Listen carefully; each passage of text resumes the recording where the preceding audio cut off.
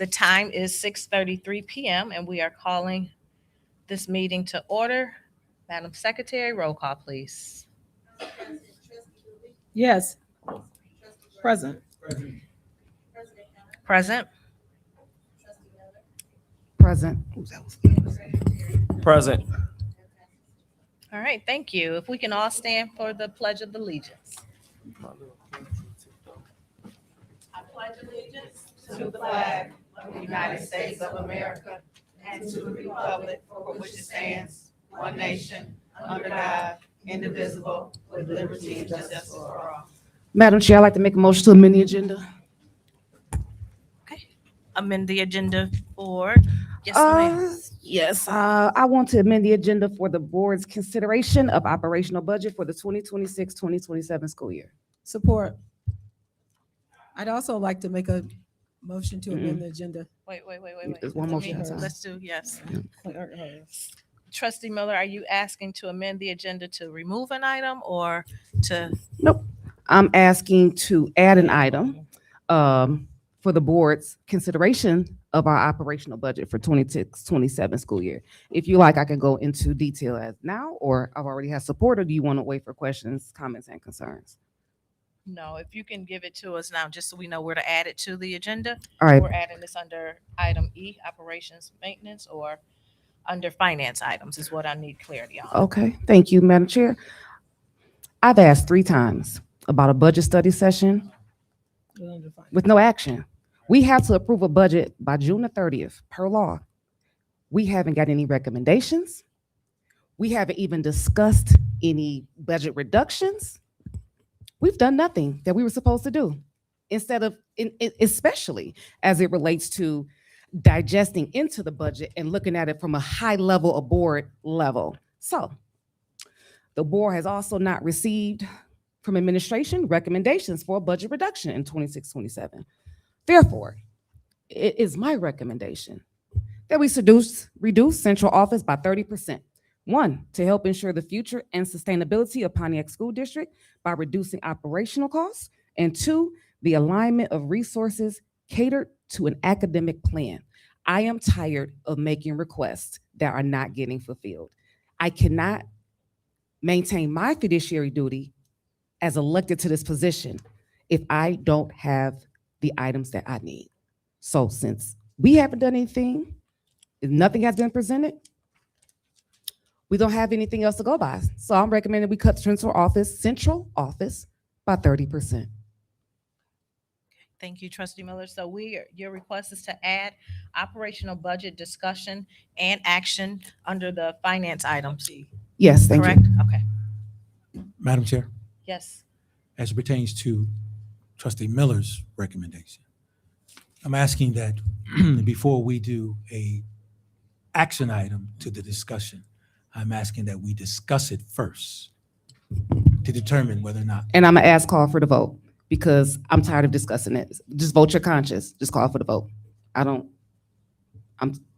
Respectfully, Okay. Trustee Gross. Nope. All right, we're still on the motion to amend the agenda. Treasurer Terry?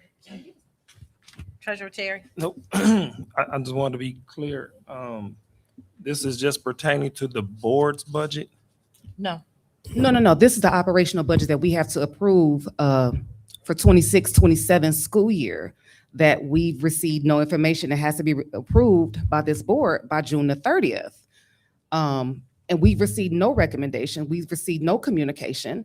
And I know that personally, I've asked for it 3 times within the last 2 months, and I haven't received it yet. So how can I move forward responsibly and I don't have the information that I need as a trustee?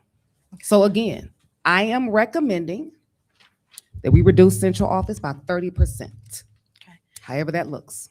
Thank you. So the motion right now is on the floor for us to amend the agenda to add under discussion and action, under finance items, operational budget for discussion and action. So that is noted. We will vote for that. Trustee Dooley, you also wanted to amend the agenda? Yes, I would like to move board comments up to the front. The communications, petitions, and delegations to the front of the meeting. it looks like this will be a lengthy meeting today based on our agenda, and I wouldn't want the people to be here for hours and hours, so I'd like to hear what they have to say at the start of the meeting. All right, any other amendments? All right, trustees, can I get a motion to approve the agenda with the amended items to A, add operational budget discussion and action item under item B, under finance items, and also to move communications, petitions, and delegations up to, we have to figure out where we're gonna place it. Moving that up under awards and recognition. There's a motion to amend, to accept the amended agenda. I just Support. want to clear for clarity. Okay. We're voting on combining them and adding both of them at the same time, or we need to vote on one adjustment at a time? I'm only asking because there's two different ones out There's two here. different So motions, that's why I want yes. to be clear. Okay, so which one is the first The one first for? motion we are voting on is to amend the agenda to add operational budget for discussion and action under finance item. Okay, so I want to make sure I'm clear. Thank you. So trustee Miller, you're asking for us to, what you're asking for is for us to discuss it, or you're asking that? Both. It's action. It's for, we're adding this, Discussion and we're adding this item on our agenda for discussion and action. Discussion and action. Discussion and action. Yes, yeah. So if I can get a motion to accept the amended agenda, to amend the agenda with the item A for adding operational budget for discussion and item under the finance item section. Support. Thank you. It's been supported by trustee Dooley to amend the agenda to add for discussion and action, operational budget under finance item. Can I also ask for a motion to amend the agenda to? Point of clarity. I thought she wanted discussion and action. Yes, that's what I Okay, I said. didn't hear action. Yes, it's on there. So the next item we're amending, 1 second, I'm Yes. sorry. that's okay. I'm Yeah, we kind have of to take a vote. confused. So tonight, we're discussing the operational budget. If it's approved for the amended agenda. So we should, according to Robert Rules of Order, we should be voting on this motion separately, the motion that I put on the floor, and then we should move forward With the with other the amendment. motion There's two separate for, motions. yes, Yes. it's two No, separate motions. No, I know it's two different ones because I'm putting them under two different, yeah. Mhm. My question is for me, so that I know how I'm gonna vote. Okay. Like, this is because we haven't had the budget, Well, we don't have to, we'll Once we discuss get to it. that When we get to that item, item, we So can it's- okay. discuss it, so you'll know how you're voting. Right now, we're just asking to add this on the agenda. So we're just amending the agenda to add this particular item. Yes, so the motion, so now trustee Dooley supported. So now we need to go for roll call.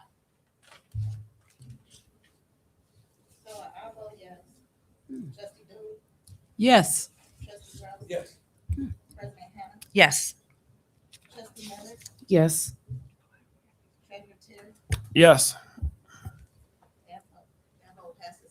All right, thank you. Now, the next agenda amended item is to move board comments, communications, petitions, and delegations up under section 2, awards and recognition. It will follow after awards and recognition. Can I get a motion for that? Support. Okay. It's been supported by trustee Miller to amend the agenda to move communications, petitions, and delegations up on the agenda after our awards and recognition section. Any questions? Roll call, please. trustee Dooley, Yes. trustee Gross, Yes. President Hannah, Yes. trustee Miller, Yes. treasurer Terry, Yes. and I'm voting yes. That passes 6-0. All right, thank you. Now, if I can get a motion to accept the amended agenda as read.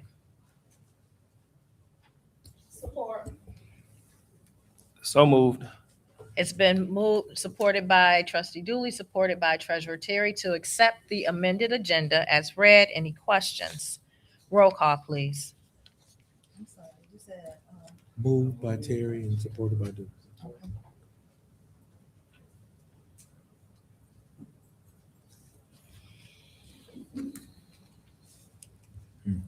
Trustee Gross, Yes. President Hannah, Yes. Trustee Terry, Miller, Yes. Treasurer Terry. Yes. I'm voting yes. Trustee Dooley. Yes. That passes 6-0. All right, thank you very much. Now, awards and recognition, Dr. Leverett. Thank you. Excuse me. Thank you, Dr. Hannah. Good evening, trustees. Good evening to our staff and our community. We are very excited this evening as we have a number of awards in recognition of our students who have demonstrated proficiency, that they are bilingual in English and in Spanish, and we are very excited to honor our students this evening. Then we'll have Oakland Schools CTE Award. We have a student that we need to honor, as well as athletic scholarship presentation by New Way Work Dream Achievers. And this week is National Teacher Appreciation Week, and we have a proclamation recognition.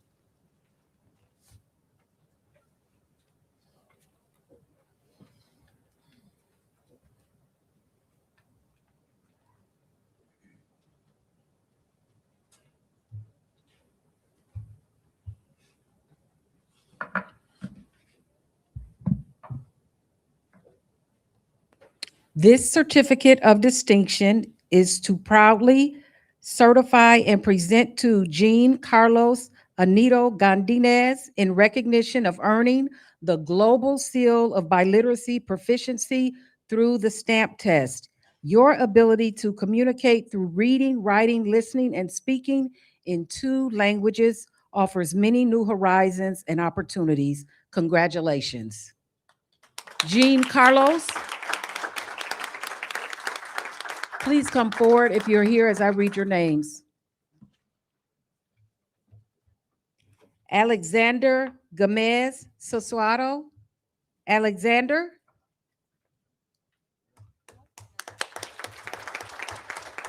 Lizandro Gomez Sosuado. Lizandro. Nicole A. Garcia Chavez. Nicole.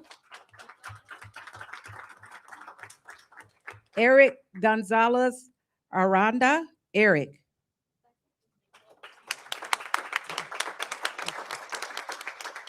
Geraldine Guzman Quintero.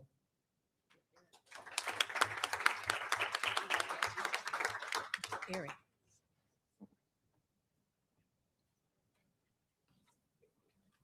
I think I read that one already. Kimberly Jasmine Delgado Mendina. Kimberly. Susan Hernandez Martinez. Camila Norego Dueñez. Camila. Giselle Texta Zavala. Giselle.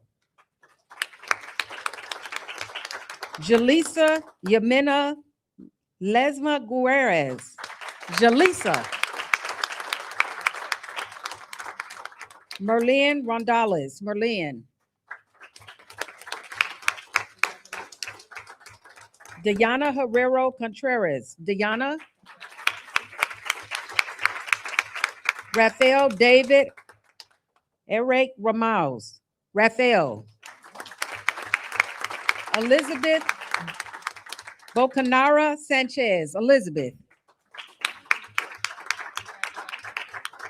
Alice Giselle Rodriguez Matamoros. Allison. Norma Lopez Silva. Norma. Francisco Laredo Reyes. Francisco. Andrea Lopez. Dennis Martinez Rodriguez. Anthony Medina Salas. Please give our students another round of applause. We are very happy for you These are wonderful accomplishments, wonderful.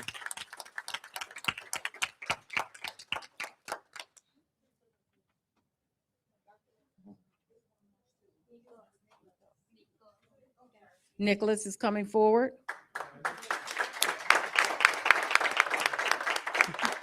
Okay.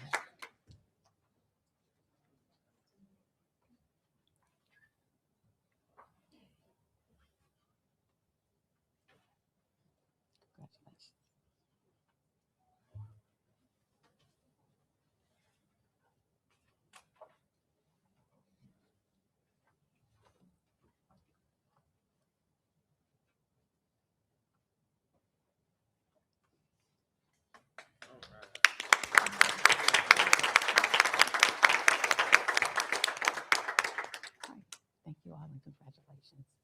Thank you very much. All right, you may be seated. Thank you. Dr. Leverett, students, if we, before you have a seat, if we can have Frank to grab a quick photo of all of you, that would be helpful. If you can come up this way, Can you be part of the picture, please? Thank you. come up here, Sonia, can you be part of the picture? Brenda. and we'll turn around and face Frank. So are we getting in the picture too?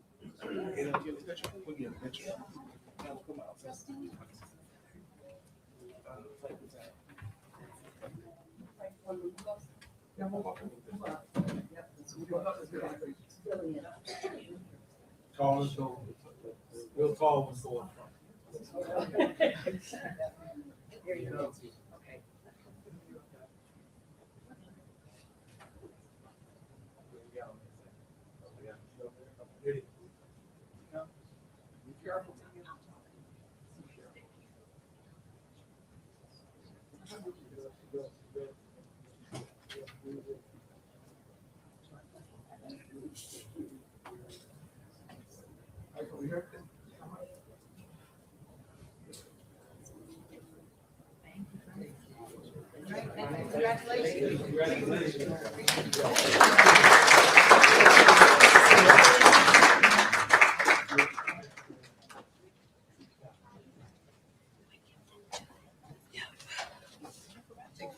Thank you, Dr. Alicia.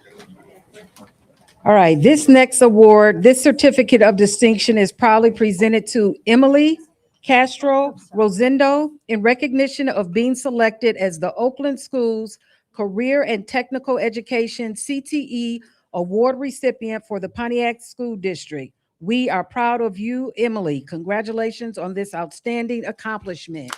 Oh, there she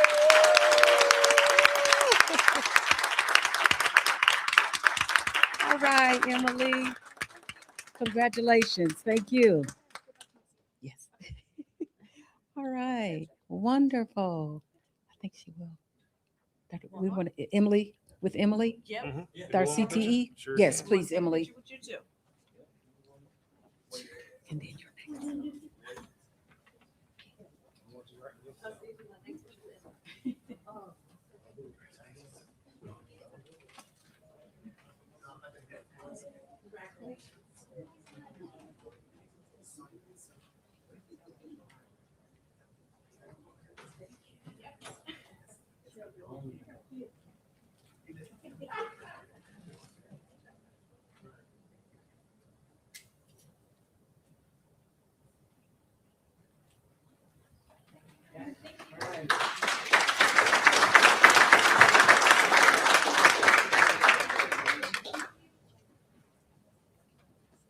A.D. Covington. At this time, I will have A.D. Covington come, and we have some scholarships, I believe. A.D. Covington, we'll take it. All right, thank you. Thank you, Dr. Leverett. Good evening. First, I would like to say thank you for coming out this evening. Like to introduce you to Mr. Shane Giannino. He's the founder and chief executive officer of the Niway Works Foundation based out of Mount Clemens, Michigan. This is a nonprofit organization focused on empowering youth through academic support, mentoring, college and career readiness, and student athlete development. I've been working with I call him Mr. Shane. I've been working with Mr. Shane for the last 3 years. Last year, he was the first year that he gave 3 of our student athletes scholarships: Kanye Donaldson, Famarjay Jeffrey, and Alana Smith. Kanye and Famarjay are now attending Olivet University, and Alana Smith is at University of Detroit Mercy. So, with no further, would like to introduce you to Mr. Shane Giannino.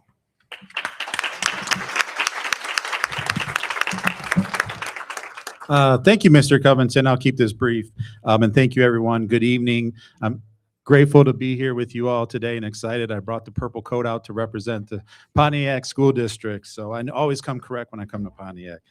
Mr. Covington has been instrumental in this partnership, this community partnership, and without leaders like Mr. Covington, this wouldn't be possible today to honor the students of Pontiac High School. So I'm truly grateful for that. In addition to Mr. Coach Jefferson, the head varsity football coach as well. But without them, like I said, this really wouldn't be possible. So I do want to just say thank you again, and thank you very much.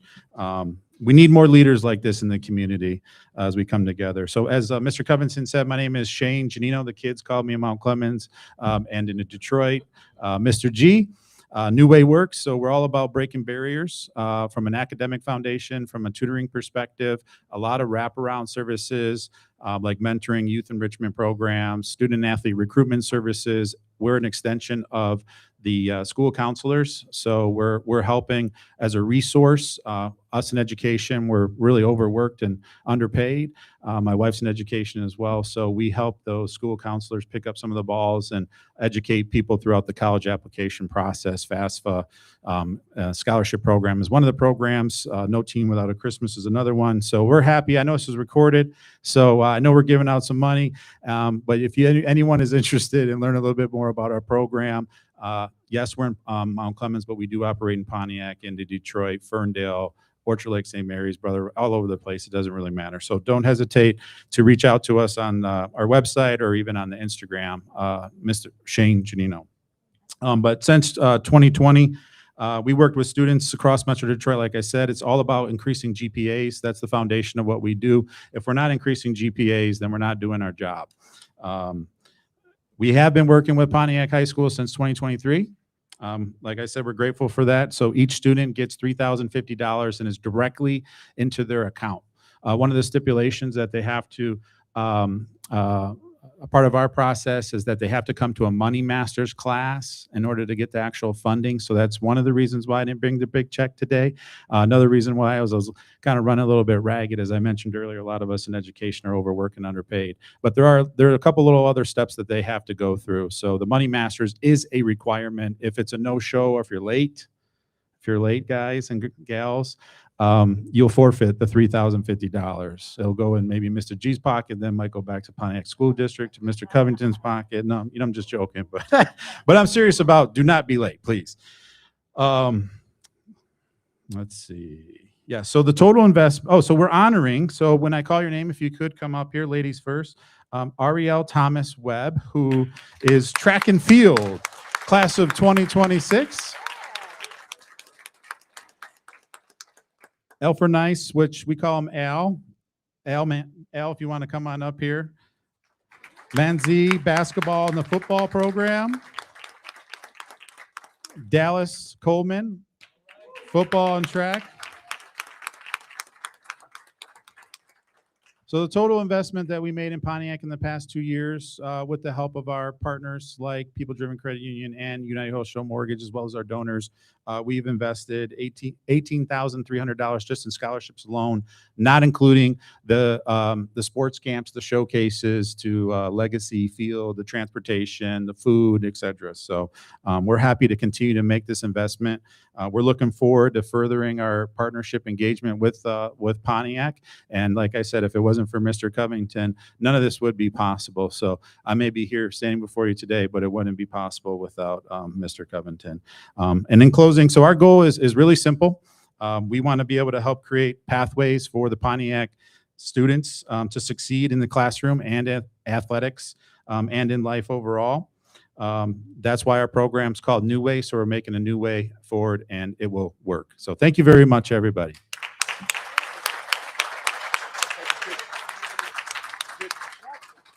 Frank, if we can get a picture.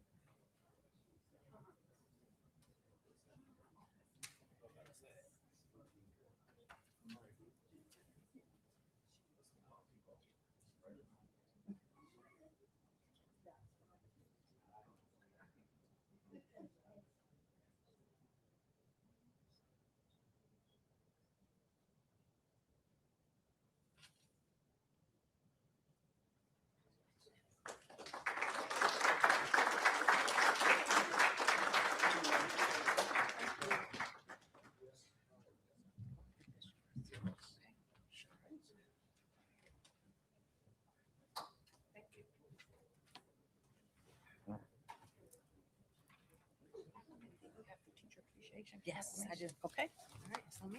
Yep.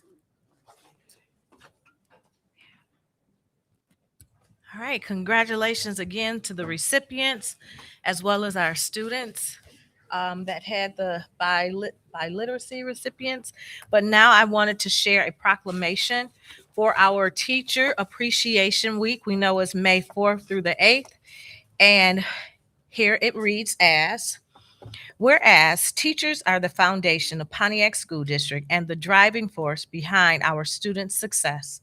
And whereas our teachers open minds every day, helping students discover new ideas, build knowledge, and see what is possible for their future. And whereas through their work, they bring our mission to life by helping every student learn, grow, and thrive as we strive to educate, empower, and excite. And whereas they play a critical role in shaping not only strong learners, but thoughtful, engaged members of our community. And whereas our teachers show up in countless ways as educators, mentors, role models, and trusted adults who care deeply about each student they serve. And whereas their impact reaches far beyond the classrooms and stay with students long after they leave our schools. Now, therefore, be it resolved that the Board of Education for the School District of the City of Pontiac proudly proclaims May 4th through the 8th, 2026, Teacher Appreciation Week and recognizes the extraordinary commitment, care, and dedication of our teachers. We encourage our students, families, and community to take time this week to thank a teacher, share their appreciation, and recognize the lasting difference they make every single day. Thank you.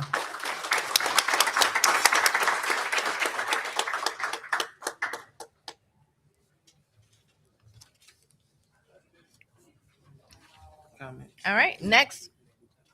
Yes, we are. We're going to do comments. We move comments up to this portion, so I will read the disclaimer. 4 comments. I'm not sure. It's people. Oh, okay.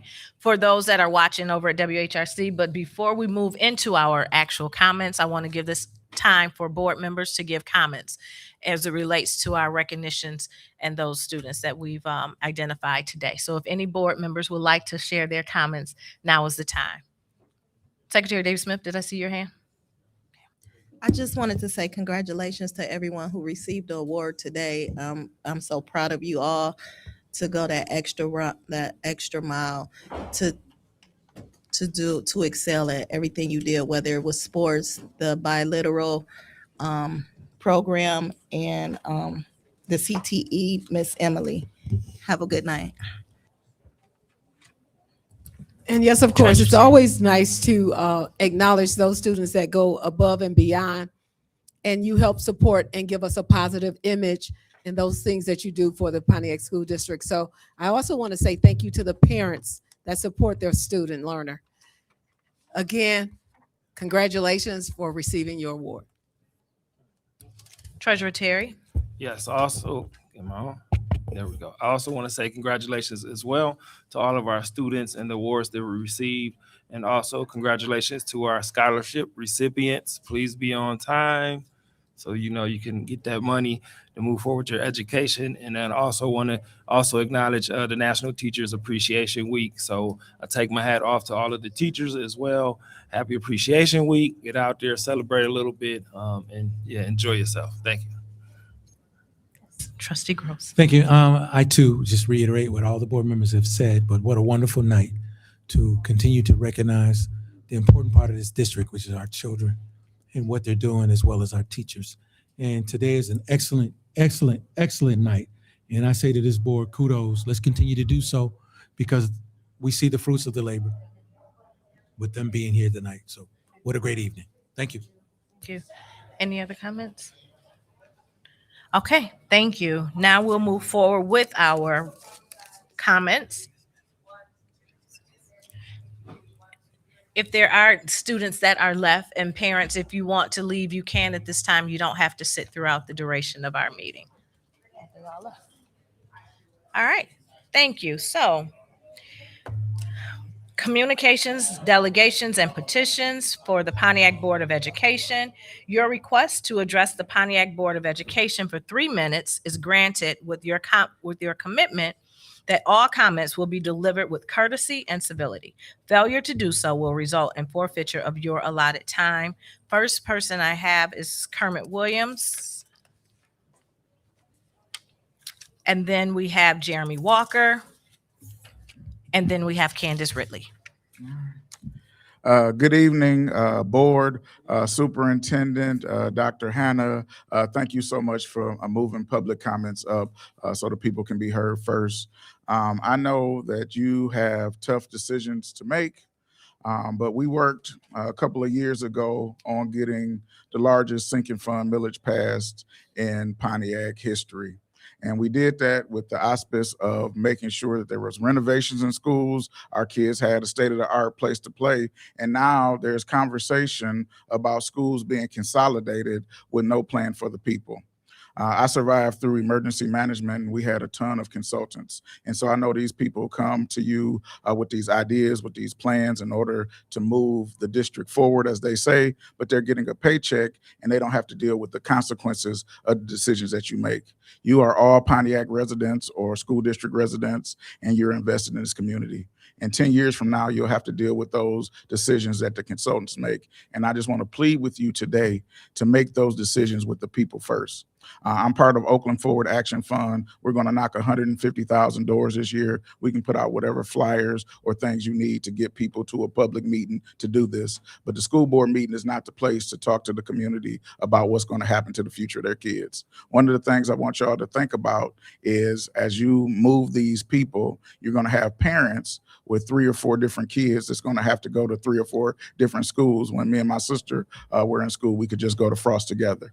And so that transportation need is something that may not be factored in on the X's and O's. So I'm asking and I'm offering our services to help this school district because we have to focus on the people first. We have to do this with the teachers and with the community in order for it to make it work. I know you guys have decisions and you got to make a budget that works, but it's got to work not only for now, but it's got to work for the future of Pontiac. And with my last minute, I'll say this.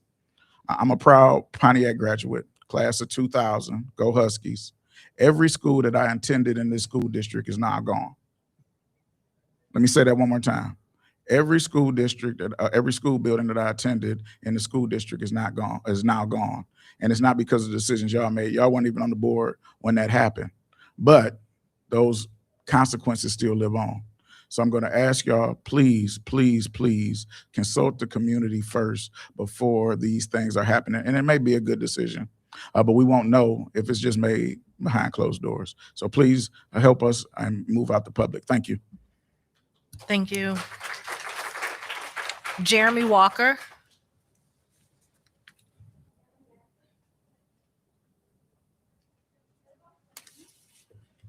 Superintendent, board. My name is Jeremy Walker. I'm the founder of a nonprofit here in Pontiac called Pontiac Youth, preparing our next thinkers in academics and character. I'm here because I care deeply about what happens to our youth, and not just during school hours, but outside of them as well. Right now, we're building a community garden initiative here in Pontiac. Shout out to District 1 for that. The goal isn't just to grow food, it's to give our young people something real to be a part of, something that teaches them responsibility, teamwork, and ownership while creating access to fresh and affordable produce inside the community. As I've been working on this, I've also been paying attention to what the district has already been doing, like the programs including Project Excel. I see a real opportunity for alignment, especially during the summer months where the potential to expand youth engagement in a structured and positive way is available.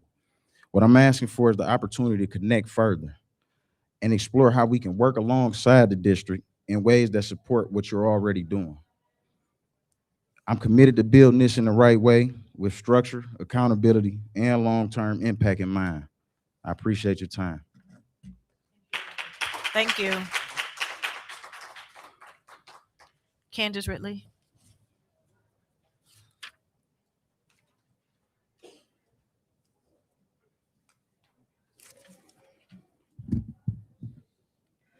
Good evening, board members and community. I stand before you tonight not only as the PEA president and a middle school teacher, but as the voice for this community, because this community has spoken and it's time this board listened. I want to share the words of your constituents. One parent asked the question this board has yet to answer. Show me the research behind this move. How will this exactly benefit students and families of Pontiac? Another was even more direct. If this is true, it makes no logical sense and sounds like someone who has never done any research on kids ever created this plan. And the concern goes beyond logic, it goes to safety. One parent wrote, "It's not right to make transitional changes without a transitional plan. It's May, and fifth graders are just now hearing that they will be at the middle school next year." Another said simply, "No middle school invitation plan, no building tour, just drop the 10-year-olds off with some teenagers." Board members, that is not a transition plan. That is abandonment. Our Kennedy families, parents of students with the most complex needs, are terrified. One parent stated, "I will move my autistic son out of this district if you move them to Pontiac High." Another said flatly, "They don't care about our special needs kids." When families of your most vulnerable students feel that way, something has gone deeply wrong. And what does this mean for teachers? Educators in this district are already asked to do more with less in buildings that community members themselves describe as having black mold, broken air systems, and deteriorating conditions. Now we're asking those same dedicated professionals to absorb an entirely new grade configuration with no transition support, no planning time, no meaningful input. Teachers cannot deliver for students when they are set up to fail by the very system they serve. The research is clear. School instability harms student achievement. Displacing students from neighborhood schools damages the community bonds that keep kids engaged and families invested. One community member said it best. People don't understand how impactful neighborhood schools really are to the community. When you close those schools and scatter those children, you don't just lose buildings, you lose trust. And this community has shown you lose students. Enrollment will not grow when families feel unheard and unsafe. One resident put the stakes plainly. This will cause more people to remove their children from PSD. And another, we need people who care about the kids in the community. We have people like that in the district. They just don't have the power to call the shots. Board members, you have that power. Use it responsibly. Thank you. Ebony Sims, Roshonda Williams, and then Amanda Ziegler. Good evening, everyone. My name is Ebony Sims, and I come to you as humble as I know how. Today, I come before you all with questions, question after question, yet and still I am with no answer. On January 29th, 26 at 4:06 p.m., my daughter, who is 24 years old, she sent an email to the Board of Education. Out of 7 members, she only got a response back from President Hannah. Let me read some of that email from a proud graduate of ITA. I am writing this email with a heavy heart and deep frustration. It is truly disheartening to witness that the teachers and paraprofessionals of Pontiac, the very backbone of this community, are still without a contract. The silence and delay feels like a pretty clear message, and it's one that hurts. I grew up in Pontiac schools. I did not choose the district. My mother worked for Pontiac School District for over 25 years. Due to this, I was required to attend. I begged her for years to go to a school outside of the district. To be honest, I did not have faith in this district, but my mother did. She believed in Pontiac. She believed in its students. She believed in its educators. Today, I can say with absolute certainty that I am grateful she never gave up on that belief.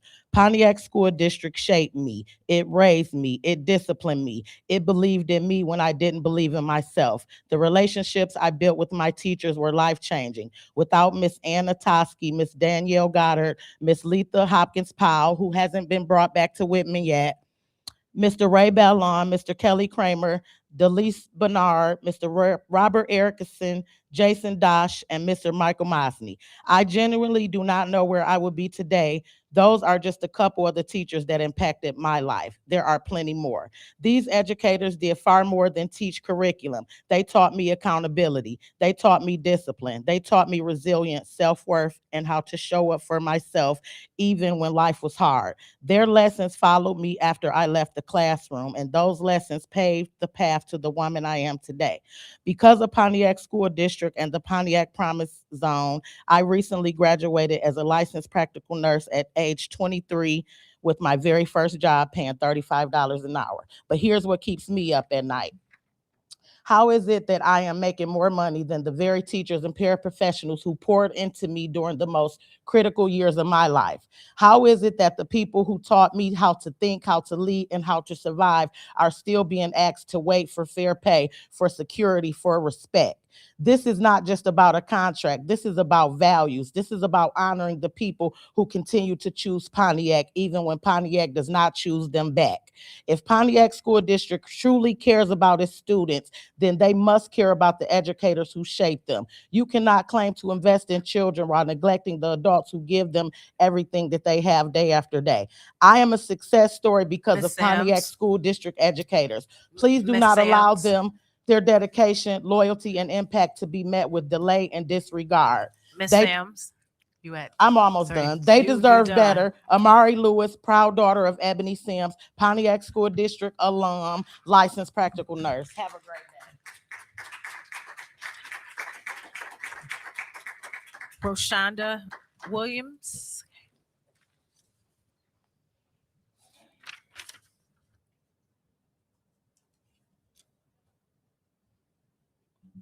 Hello, everyone. My name is Rashonda Williams. I live in Flint, Michigan. Been living there 30 years, but I am a native of Pontiac. I'm also a proud member of the Beecher Community School Board. I've been the treasurer for 6 years out of 8 of being on the board. So I know how the functions work. I'm also a parent of my community. I have a grandson in mine. I heard some things, and this is the reason why I'm here. I'm disappointed in things that I've heard about Pontiac because being a little girl, it was nothing but greatness. I'm looking at greatness in this room. People who have changed my diaper, who play ball with my brother, who babysitted me.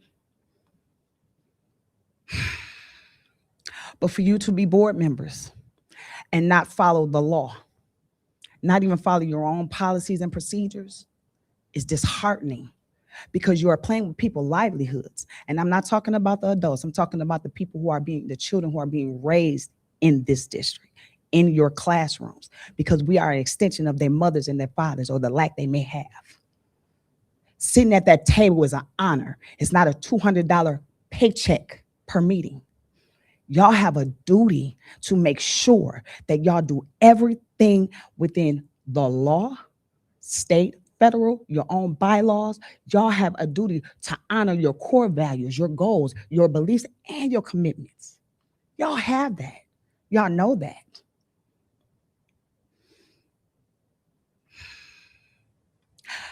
I also need the parents to stand up for your children.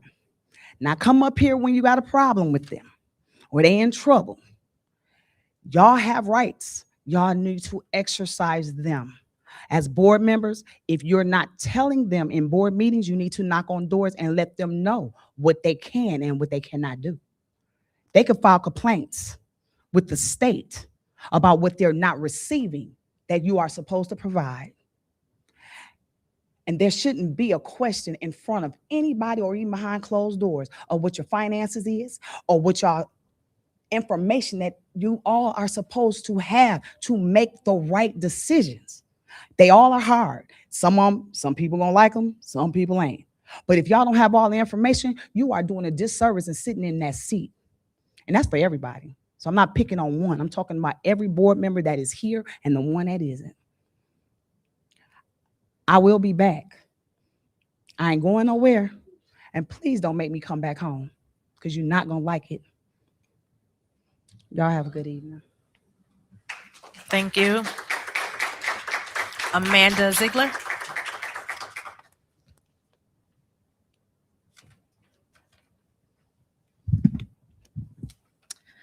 Good evening, members of the board. I come here tonight to talk about the plan being considered, one that could significantly reshape our district. I am a teacher at Owen Elementary, and I will be impacted by this plan not just once, but twice. I ask you to take a moment to consider how you would feel if you were in the shoes of the staff at Owen Elementary. Rumors about this have been circulated on and off since last March, but they intensified the week we returned from spring break. Colleagues began asking me if I had heard that Owen was shutting down, each person sharing different reasons, but all pointing to the same outcome, that we would be moved to Alcott next year. By Monday, April 13th, those rumors escalated further, and many seemed to be confirmed during the board governance meeting later that evening. For those who hadn't heard the rumors before, they certainly heard them that week. And yet, from the district, silence. Aside from a vague statement released on April 13th, followed by a video on April 14th and another on April 22nd, there was no clear or direct communication about what this plan meant for our school. From April 13th until April 29th, we were left in limbo, unsure what our future in this district would look like. What makes this even more difficult to understand is that when discussions took place about Rogers moving to Harrington for remodeling, staff were given a meeting, an opportunity not to only hear the plan, but to provide input. In contrast, we were given only a vague survey that asked what support staff and families might need during changes, not for input on how these changes should occur. Then on April 29th, we were notified that less than 24 hours later, we would meet with the superintendent, not to give feedback input, but to be told what had already been discussed and ask questions. Many staff members rearranged their schedules to attend, yet at 3 p.m., with the meeting scheduled for 4:30 p.m., we were told it was canceled. I understand things happen, but it was frustrating. We were then informed it would be rescheduled for Tuesday or Thursday, only to later receive notice that would take place tomorrow after school. By that point, even if we wanted to provide input, it would be too late if this plan is passed tonight. So I ask you again, how would you feel in this situation? I understand that changes need to be made, but the way this district has handled these changes through the last lack of transparency, inconsistent communication, and little opportunity for meaningful staff and community input is not just frustrating, it's disrespectful to the very people expected to carry out this plan. Thank you. Thank you. Sharon Murray.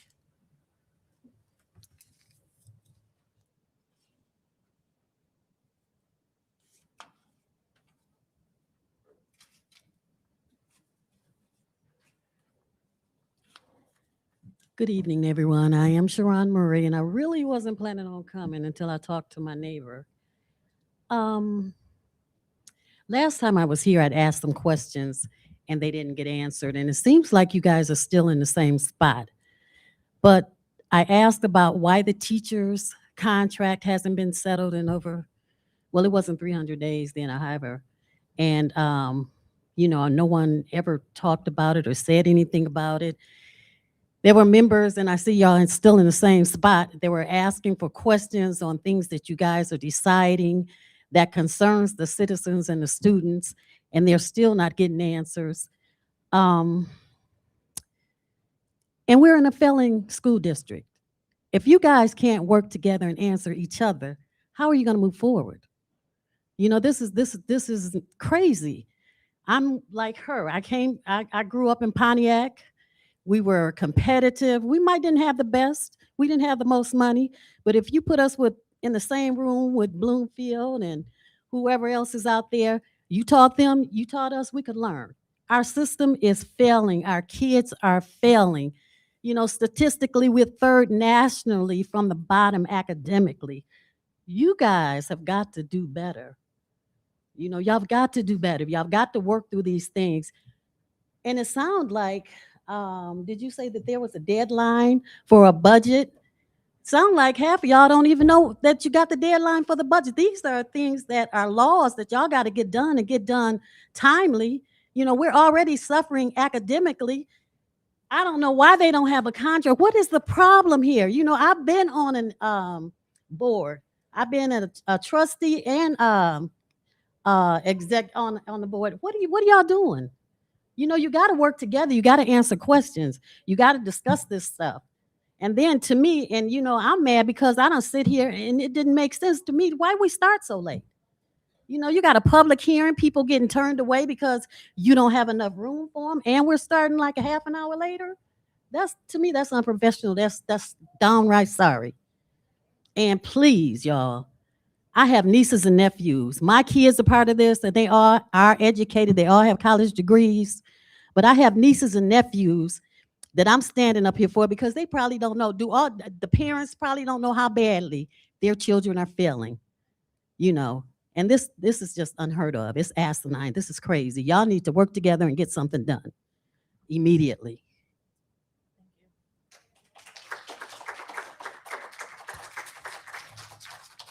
All right, thank you. Moving on down the agenda. Good evening again, trustees. Can I get a motion for the approval of the consent agenda? Support. It's been moved by trustee Gross, supported by treasurer Terry for the approval of the consent agenda. Any questions? Roll call. President Hannah, Yes. Trustee Miller, Point of order, you're going off of what is indicated on the agenda. Item 3 is recognition of elected officials, and that was skipped over to item 4. And you approved the consent agenda item, so. My apologies. Do we have any elected officials here? Ms. Williams? Ms. Williams? Any other elected officials here? Thank you for coming down to join us from Flint, Ms. Williams. Thank you. All right. Saying no more. Again, the motion was moved by trustee Gross, supported by treasurer Terry for the approval of the consent agenda. Any questions? Roll call, please. President Hannah, Yes. Trustee Miller, Yes. Treasurer Terry. Yes. I'm voting yes. Trustee Dooley. Yes. Trustee Gross. Yes. That passes 6-0. All right, thank you. Next on the agenda, information from the superintendent and administration. Dr. Leverett. Thank you, Dr. Hannah. Good evening, members of the Board of Education, faculty and staff members, families, and valued community members here in attendance tonight, and those watching on our digital platforms as well. Tonight, I want to speak about the future of our district. How we got here, where we're going, and why we're moving forward together matters now more than ever. The path forward for our district is being driven by our strategic plan.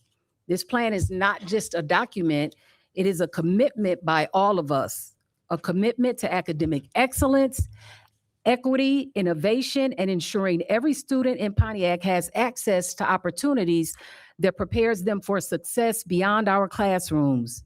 This plan reflects months and even years of thoughtful work, which has been grounded in data and shaped by voices across our community, which has been guided by one unwavering principle: students remain our top priority in Pontiac School District.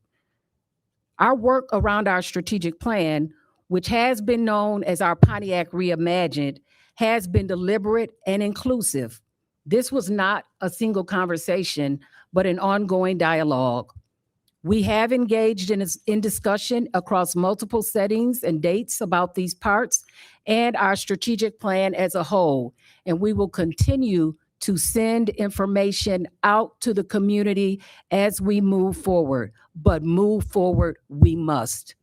We have engaged again on several dates, starting December of 2024 with the plan presentation, February of 2025 with the board retreat discussion, February 26th with the Board of Education meeting discussion, March 3rd, continued board discussion, August 18th, Board of Education meeting discussion, September 5th, district listening sessions, December 10th, Board of Education meeting discussions, February 12th, Board of Education presentation for discussion, April 13th, board governance session discussion. Each of these moments represents an opportunity where ideas were shared, concerns were raised and heard, and all perspectives were considered. We've listened to faculty and staff members, to parents and families, to community members as part of this work, and all of these voices have helped shape this plan that we have.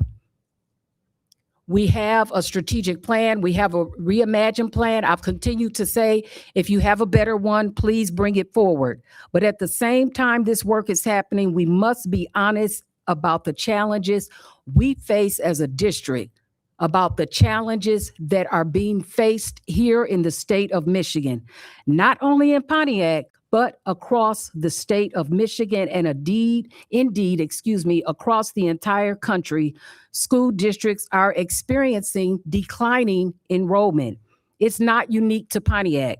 Recent statewide analysis shows, and we have that information embedded in our strategic plan. But the recent statewide analysis has shown that shrinking K-12 enrollment is forcing districts to make necessary decisions about how we operate and allocate resources. We cannot take a step backwards. We have to move forward. For us, this reality presents three major pressures: declining student enrollment, which directly impacts funding; rising operational costs, including staffing, utilities, and maintenance; a mismatch between building capacity and actual student population. Simply put, we are maintaining more space than we currently have at a cost that continues to rise. This brings us to one of the most difficult aspects of this conversation: the possibility of building closures or consolidations. Let me be clear. These decisions were never made lightly. They were never made in isolation. But decisions and moving forward, we must align resources with student needs, ensure financial sustainability, maximize opportunities for students by concentrating on programs and supports to bring us from the bottom to the top. This is a competitive district. People love Pontiac School District, and we can and will thrive again. But we must make the tough decisions. We must be able to invest more directly into teaching and learning, which ultimately leads to student success. No one in this district, no one in this state wants to subscribe to the fact that we are failing children. Yes, we are. I'm an educator at heart. I was a teacher for 10 years, so I know and understand the frustration about teachers not having their contracts. We're getting there. We're going to move forward. These are difficult times. So how do we show up in difficult times matters. How we communicate and share our concerns matters. I am thankful to each and every one of you that has shared in public comment this evening. Those comments are not taken lightly, but together we must move forward, and we are ready to continue those difficult conversations. This is about students and their futures. I understand that change is difficult, and we have made a lot of changes in our district over the last few years, and we've certainly made a lot of progress. So we need to start talking about that as well. These conversations, they're emotional for all of us because they matter deeply to us, because I know how much we all care about our students and our district. But again, we cannot stand still. We must move forward together as a district and together as a community. That means as we move forward, we all, administrators, teachers, support staff, and our community, we must commit to continuing to listen, to continuing to exchange collaboratively and constructively, continuing to make decisions grounded in what is best for students. It also means trusting that even in challenging moments, we are working together toward a stronger, more sustainable future for the Pontiac School District. And I want to thank our Board of Education, our faculty, our staff, family, and community for your continued commitment to the future of this district. The work ahead of all of us, it requires courage and collaboration from everyone and clarity of purpose. But I am confident that together we will meet this moment and emerge stronger for it. There are difficult decisions and difficult choices to be made. We must move forward. Thank you.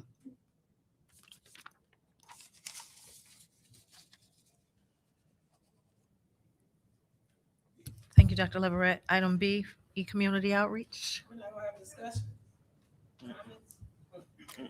No, not at this point. We can give comments when we do board comments. Trust, Dr. Leverett, e-community, yep, e-community outreach.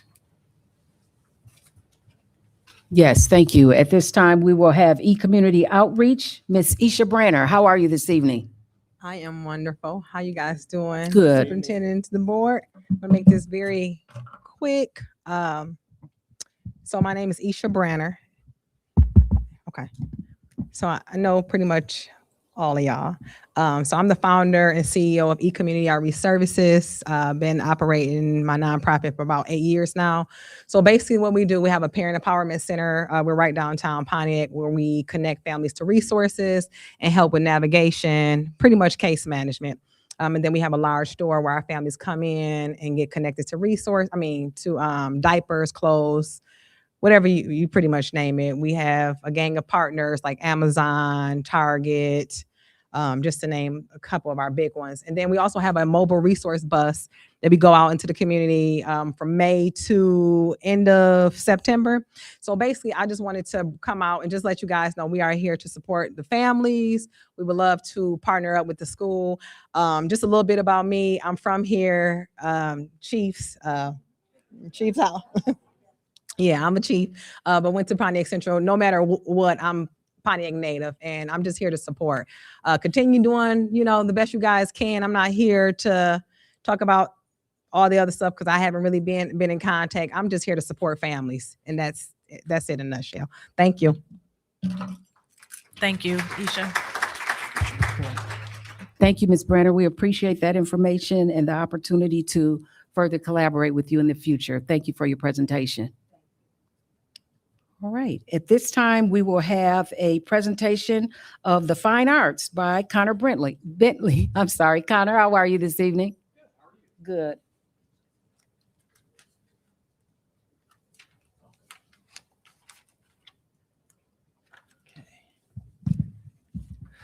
Good evening, everybody.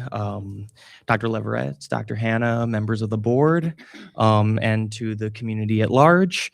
It's great to be here again after, when was I last here? December, I think. For those of you who don't know me, my name is Connor Bentley. I teach band, choir, and theater at Pontiac High School. I'm here to speak mostly regarding what we have been doing with regards to my programs at the high school.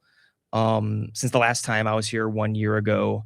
But before I get too lost in the weeds, I would like to speak not just as a music teacher at Pontiac High School, but as a member of the Fine Arts Department within the school district.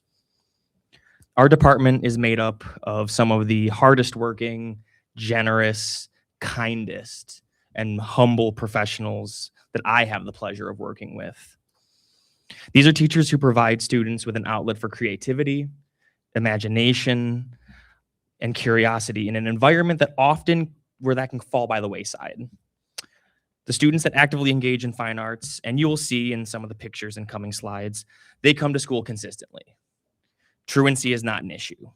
They have more fun, and they have better educational outcomes because they know that their art or music teacher is there to love and support them. Our students come to school because of the work that we do. These team members are the creative spirit of our district. Often I'm asked by my administrators and even sometimes members of the board, what can we do to help you? What can we do to grow your program? Well, later in my presentation, after I'm done, gushing about all the cool stuff that we got to do this year and showing you plenty of pictures, I will give you an overview of what the fine arts needs to be as successful as we can, and to grow and to keep up with the demands of our students, and to maintain the fine arts traditions of the school district of the city of Pontiac. And with that being said, let us jump in. So obviously, most of the people in the slide behind me. This is our leadership team. I put myself up there because I have an ego. But we have obviously myself, Vince DeLuca, who is the head music teacher for the district. He teaches band and orchestra at ITA. We have Preston Vandermark, who is the art lead. He also teaches at ITA. We have Felicia Jeter, who is the head of curriculum for fine arts. And then we have Ainsley Lengrich, who is the head of Oakland Schools Fine Arts. She's the fine arts coordinator. Just so you know, if you hear some of these names, this is who I'm talking about. These are the people who help to shape what we do as a fine arts community. Now, this is what I always lead with because this is the most important part, right? Nothing that I say up here matters as much as the kids, I think it's safe to say that without our students, the ones who show up, perform, and strive to achieve excellence in all that they do, they are the embodiment of Pontiac fine arts. While we're about to go into some of the data, it's important to remember that what you are about to hear is the story of these kids and the program that we as a team have built over the 4 years that I have been at Pontiac High School. Just an overview of all the cool stuff we're going to be talking about. Goals: providing more performance opportunities, Pontiac Solo and Ensemble, the Pontiac Dance Team, Percussion Ensemble, guest artists and clinicians, the Pontiac Art Showcase, and then finally, what do we need? So if you were at the meeting that I attended exactly almost 1 year ago today, this slide should look familiar. Our goals have not changed, but what has changed is the steps that we have taken towards starting to achieve some of those goals. You'll notice that they are highlighted. If they're highlighted in green, that means we have basically completed that goal as we have set out to do. If it's in yellow, that means it's something that's in progress. And if it's in red, it means we have not necessarily gotten to that point yet. Last year, we talked about short-term goals, midterm goals, and long-term goals.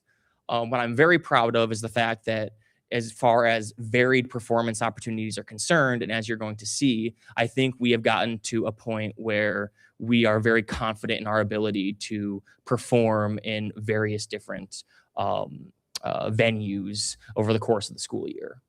In terms of our short-term goals, obviously recruitment and retention is always going to be an ongoing issue. I don't think I'm going to be putting that in green anytime soon.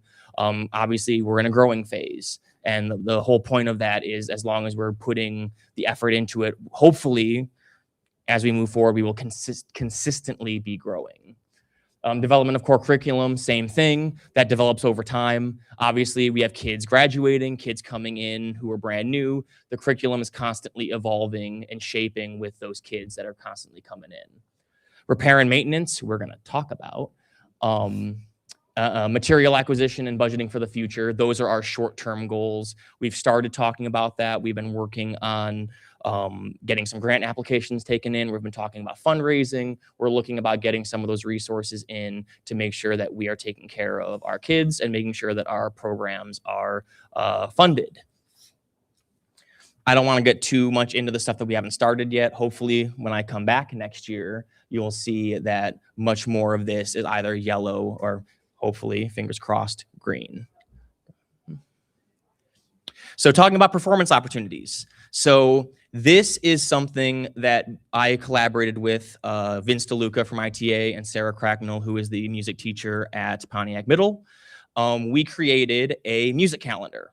So this was something that we did back in August. It's a living document. Obviously, if we decide we want to perform at Great Lakes Crossing, or we want to decide to perform at a Christmas tree lighting or whatever, we'll add it to the document. As of a week ago, this is what it was. So these are all the performances that we did as a secondary. So this doesn't include elementary school. This is just at the secondary level, Pontiac Middle, ITA, and PHS. This is probably the most we have ever done, at least in the 4 years that I have been here. And obviously, we are hoping to expand this going forward. This year was kind of a test. We weren't sure how it was going to look. We weren't sure how it was going to shake out. And I think going forward, starting next year, we are going to be providing this music calendar to the board and to our administrators. That way, these performance dates can be added to the district and our building calendars. So this also does not include Accent Pontiac. So Accent Pontiac is the after-school music program. Basically, I think in varsity band, we have 10, 11 kids who after school is done at 2:20, they go to Pontiac Middle School and they do music for the next 3 hours. It's all music until 6 o'clock. And then they get to go home and then, wake up the next morning and do it all again. So this does not include Accent Pontiac. If it did, it would easily be 3 times as long because they do a lot, right? So I just want to make sure that was noted. Obviously, I can speak more from a position of authority when it comes to Pontiac High School, but just know that a lot of this data that I'm going to be throwing at you guys tonight is similar with ITA and PMS. It's just obviously I'm focusing on Pontiac High School because that's what I do. So currently at Pontiac High School, we offer 4 main ensembles with 2 after-school programs. So we have varsity band, which is our advanced band. We have concert band, which is classified as beginner, but I would say it's more of an intermediate band. We have mixed choir. We have drama, theater, and those are the main classes that we teach. On top of, I also teach a general music class, but that's not really performance-based. For after school, we have marching band, which takes place in the fall months from September to December. And then we also have a dance team that meets after school, and that's throughout the entire course of the year. Up to the right, you'll see that we have, this is going forward. One of my goals this year was I wanted to solidify what is our performance calendar going to look like every year. When students walk in day one, they know, hey, this is what we're going to be doing. So you'll see we have a September through June. This is what we are going to be doing starting next year. Now, some of the stuff we've already been doing. Right. We've obviously been doing marching band now for a couple of years. We've been doing the showcase for a couple of years. We've been doing the Black History Month performance for a couple of years. But going forward, I thought it would be beneficial, not just for me, not just for you, but for our students to have a consistent program that when they walk into the band room, when they walk into the choir room, they know, okay, it's September 5th. Here's what we're planning for. Right. So obviously we have marching band that's combined PHS and ITA. We combine both of our advanced ensembles for that. We have Spanish Heritage Month. We've just decided this past year, starting next year, we're going to be starting a performance in the similar vein as the Black History Month performance that we do every year. So we want to honor our ESL students. It was always kind of awkward because it's like right at the beginning of the year. And at that point, obviously we got marching band going on. We got a lot of crazy things happening all at once. Homecoming is right then. But I think as long as we know, now we know day one, this is what we have to work for. It doesn't have to be a lot. It can just be one piece of music, right? It doesn't have to be a whole concert program.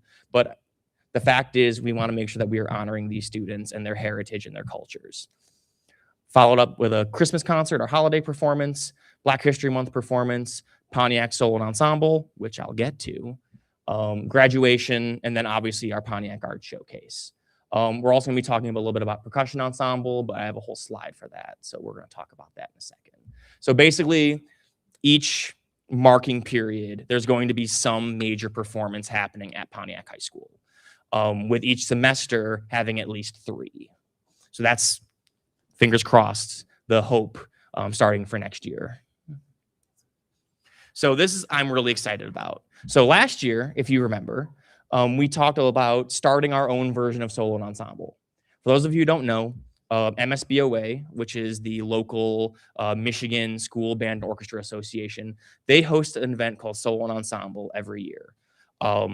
Throughout the state of Michigan, it's broken up into districts, and you go to a school on a Saturday morning, play for a judge, get a medal, maybe go to states. If you get a medal there, maybe you go to nationals, right? It's a really cool system, but we as a district are not a member of MSBOA.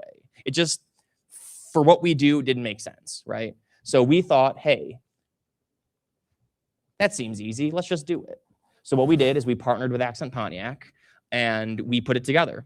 On Saturday, March 28th, Pontiac High School hosted the first Pontiac Solo and Ensemble. You can see the medals right there.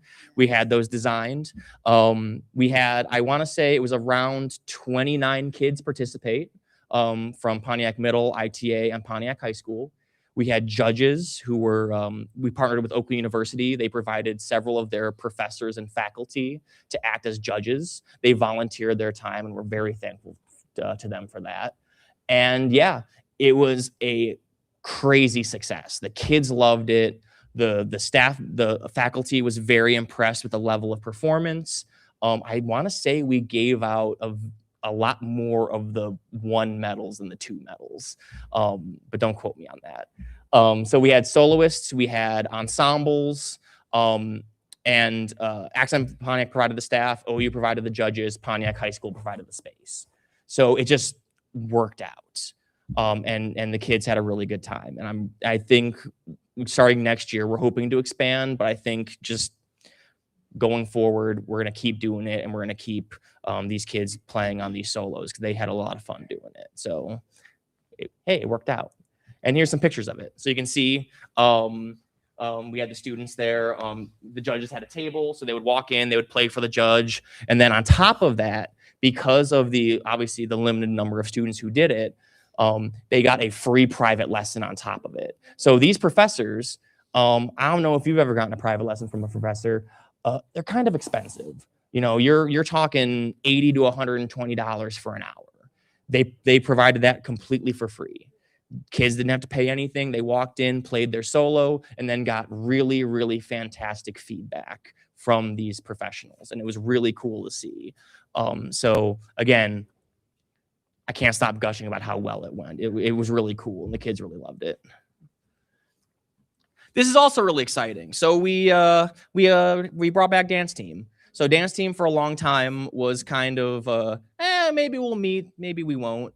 But we have a brand new dance coach. Her name is Alexis Gonzalez, and I'm not usually one to talk about another like faculty member, another teacher, but she has been doing such amazing work with these girls. They use my choir room to practice. And so I'm constantly going in and out and seeing what they're doing. And I mean, it seems like almost every time I talk to this coach, she said, hey, we want to put another performance. We want to do another thing. Hey, we want to play at the volleyball game. Hey, we want to play at the soccer game. Hey, we want to do this. I'm like, it's May. We gotta, what a great problem to have, saying, hey, maybe pull back a little bit, maybe we can plan stuff for next year. But I will say this, they are going to be performing at the showcase. So if you come to the showcase on Thursday, the very first act you'll see right at 4:30 is the new Pontiac dance team. So that's pretty exciting. I got some pictures too. They were very excited. Another thing that we started doing this year at Pontiac High School was doing percussion ensemble. So obviously in band, a lot of us have a very traditional idea of what band is. You play trumpet, you play flute, you play clarinet, do that for an hour, go home, right? Well, I had a very interesting issue with one of my classes this year where my concert band was 3 flutes, 2 clarinets, a tenor sax, a trombone, and 6 percussionists. Now, for any of you who've been in band before, like, what am I going to do with that, right? It was a very interesting problem I had at the beginning of the year. So I asked the kids, I'm like, what can we do? And a lot of them were also in Accent Pontiac. And the thing about Accent Pontiac is all of them play percussion. So I was like, hey, What if we just did a percussion ensemble piece? They put their wind instruments down, they go over to a drum or a keyboard or whatever, and we just see what happens. Lo and behold, holiday concert comes around, concert band plays a piece called Snowpocalypse, which was insanely good. My varsity band took one look at that and said, hey, we want to do that too. So at the showcase, you will see both groups performing a percussion ensemble piece on top of their regular band music. So that's pretty cool. We're hoping to expand this in the future. Right now, there's some planning things we're talking about for next year with regards to how the bands are going to work, but definitely percussion ensemble will at least be some part of that plan. And also, it doesn't have to necessarily just be percussion ensemble. We're talking about maybe doing some drumline stuff as well. We're talking about doing some African drumming. OU has a really strong world music program, so we're talking about bringing some of them in to work with our kids, maybe doing something like that.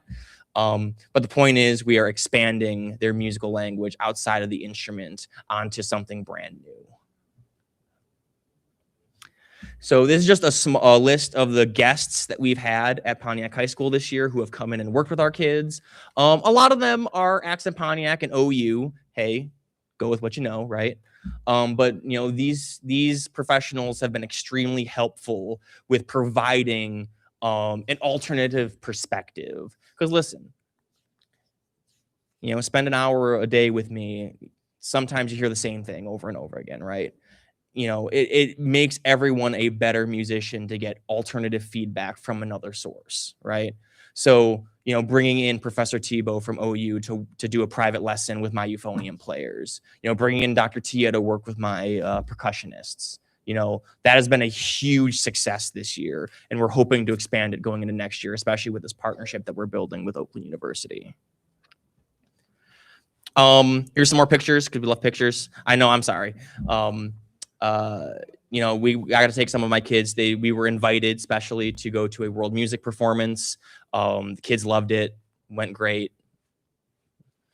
Ignore all this. Pontiac Art Showcase is on Thursday. Please come. We have 7 groups performing from across the district and outside of the district because we have Pontiac Academy of Excellence who's going to be joining us as well. This is the performance schedule, so you can see all the different groups that are performing. I was very generous in the times. I thought everyone would have 20 minutes. Everyone's telling me they're going to have more like 10 or 15. So who needs schedules, right? I would just say come at 4:30 and stay for the whole show. This is the most important part. So if you will indulge me just for another couple of minutes. So something that we have been asking for and talking about for a while is an instrument repair budget. So right now, if you combine the budgets for Pontiac High School, ITA, and Pontiac Middle, it's $7,000 total. Now, that may not seem, you know, crazy, but you have to think too, at Pontiac High School, we have drama, band, choir, and now dance. So, you know, $3,000 for me is supposed to cover all 4 of those programs. And we were also running into an issue specifically with the middle school where we're sending in instruments to get repaired and they send us something that looks like this. So this is a retire notice. So what that basically says is that it's going to cost more money than this instrument is worth to fix this instrument. So they're not going to fix it because they say you should just buy a new one, right? Right now at Pontiac Middle School specifically, we have, I think, between 20 and 25 students who are currently playing on broken instruments. Now, I don't know if you ever tried playing on a broken instrument, you can't really do it. And it's an issue because this equipment that we use, it's an investment, right? When I know I'm spending $500 on a clarinet, you know, I know that if the student takes care of it, it could last 10, 15, 20 years. The problem is a lot of our instruments are older than that. You know, we purchased them 20, 25, 30 years ago, and we're at a point now where, quite frankly, we either need to invest in repair or invest in replace, right? And at the high school, we haven't reached the point yet where it's impacting us, but we have reached the point where if we were to grow, like we're talking about, you know, 3, 4, 5 years down the line, this is going to be us, right? So putting that investment in now, again, I'm not asking for $1 million here. I think if we can have a sensible budget over the course of several years that, you know, the 3 of the secondary music teachers can put into, you know, we could probably solve this problem, right? But we just need to be willing and able to invest in this solution, okay? So that being said, that's pretty much all for me. I know I went way over time. I'm so sorry. But I just want to thank all of you for giving me the opportunity to speak to you all today. Trustees, did you have any comments or questions for Mr. Bentley? Mr. Bentley, great job in the investment that you're trying to put into our students. I think that's a good idea. I would call it a syllabus and a pacing guide that will prove to be very impactful for our scheduling. We'll be able to support you a little more. In fact, your Pontiac Art Showcase, I've already committed to the National Day of Prayer in Detroit that night for that. But Thank you. I agree with you. Your budget has to be increased. I think 7,000 at bare minimum should go per teacher for your budget. I'll take it. So exactly, we've had this conversation before. It's not cheap. And then, you know, you're doing the due diligence. You're sending the instruments out. You're getting the responses. So I commend you on doing your part. Hopefully, myself and the rest of this board will vote to increase your budget when we finally get a forensic audit. I've been asking for an audit in order to align our resources from day one when I came on this board. I think I've been on here about 14, 15 months now. We've yet to have a budget, the forensic one I want. But we support you and keep going. Thank you. Thank you. Any other trustees? Yes, Yeah, trustee. question to the superintendent. Thank you. Thank you. I know it's been quite some time that we were out without the performing arts in the district. Many years. Long time ago, back when we had Central and Northern. So I don't know if we've even taken a look at a proposed budget to implement, because this only been existed now, what, for 3 years? For 3 years. And it was gone for quite longer than that. So that's something we need to take a look at, because listen, the bottom line is kids tend to do very well when they're having fun. This allows them to have a good time, to relieve themselves from, you know, academia of math, science, and things, to be able to go in to do music. And it's unheard of that we don't have the right instruments for them. Kids are playing broken instruments. It's not good. That's not good. So I think we have to take a look at readjusting the budget, because we now have a fine arts program. Although we was without it for a while, we have one now. Yeah. So let's take a look at some readjustments, get that information back to this board so we can make the appropriate decision on what we need to do to improve our fine arts. Yes. Because we have them now. And to see 51 kids in marching band compared to 10 2 years ago, right? He's doing something over there. So we need to do something on this end. The question I've always asked, what can we do to improve student achievement for the students? For the students, and this is for the students. So I think that's important. We need to reevaluate this budget as it pertains to fine arts. Thank you, Trustee Gross. That was the discussion that Mr. Bentley and I had after I reviewed his very thorough presentation, because he actually asked about that slide and I said, absolutely not. We keep it in there. We're moving forward with transparency, and we're going to discuss a budget for replacement of these instruments that are 30 years old. Yes. Did you, Trustee Miller? Thank you. Thank you. Where do you go?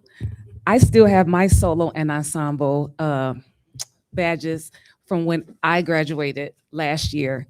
I'm joking. No, seriously, from when I graduated in 2000, I still have my honors. So I understand how valuable fine arts can be. Weren't you here last year, and didn't you ask for to get your band students their uniforms clean? Wasn't that an issue for you?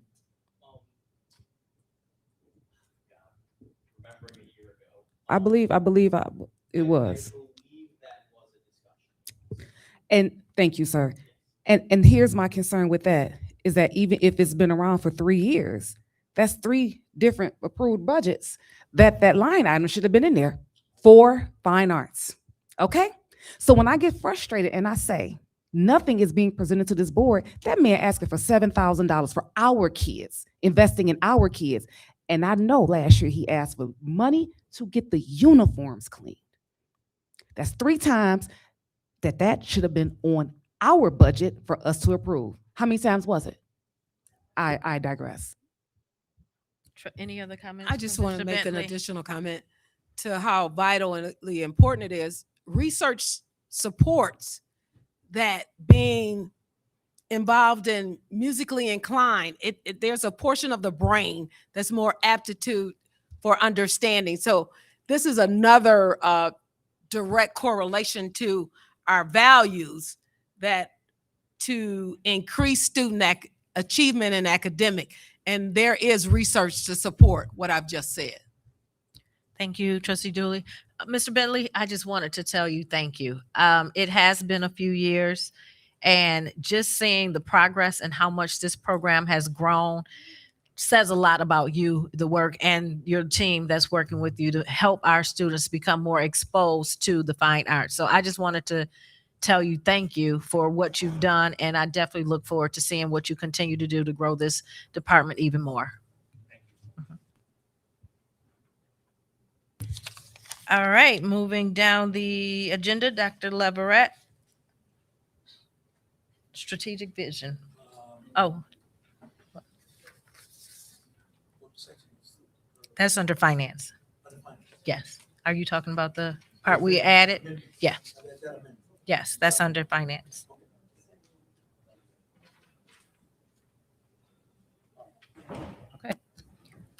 This is for discussion and action, the strategic vision work plan,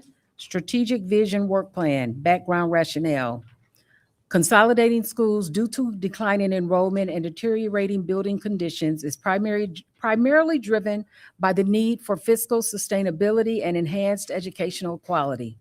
By aligning our facility space with actual student numbers, the district can redirect funds from maintaining underutilized aging infrastructure into direct classroom instruction, specialized student services, and support for staff.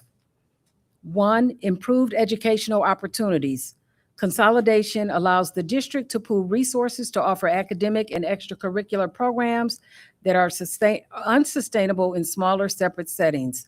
Expanded curriculum. Larger student bodies make it feasible to offer a wide breadth of coursework, activities, and specialized electives. Specialized staff. Consolidated schools can support full-time specialized personnel, such as counselors, mental health professionals, and special education teachers who might otherwise have to split time between multiple locations. Enriched extracurriculars. Bringing students together creates the critical mass needed for robust and various student clubs and activities. 2, operational and fiscal efficiency. Operating buildings well below capacity creates per pupil cost and accelerates budget shortfalls. Economies of scale. Larger schools often achieve lower per pupil operating costs by streamlining administrative services and centralizing operations like food services and logistics. Resource allocation. Funds previously tied up in heating, cleaning, and repairing half-empty buildings can be shifted to modern learning materials, technology, and student support.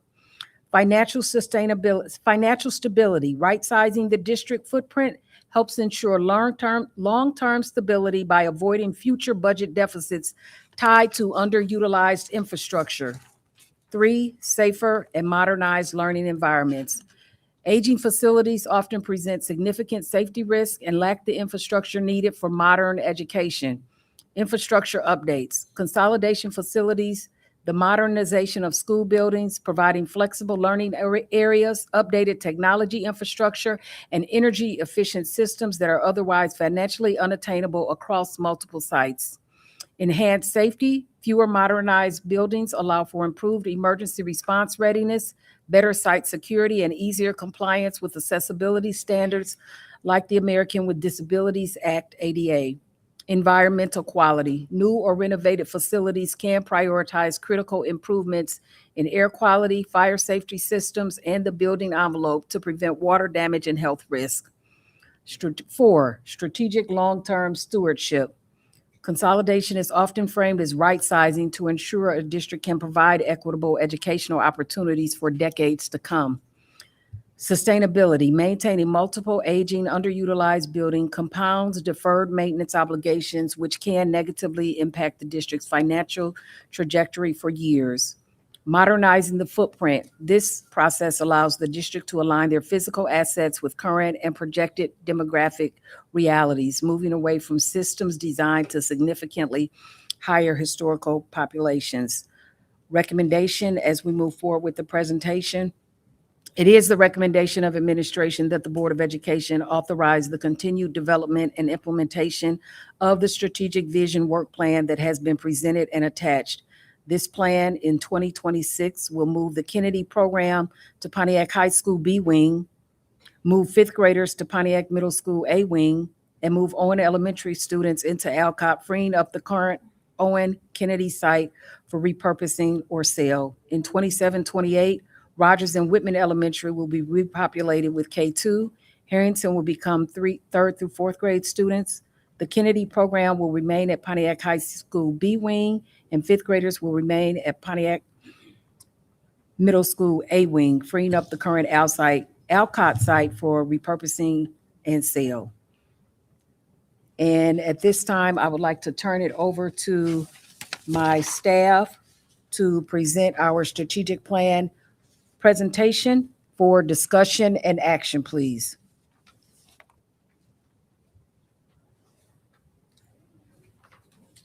Go ahead and hit play, Cynthia. Can you play this link, please?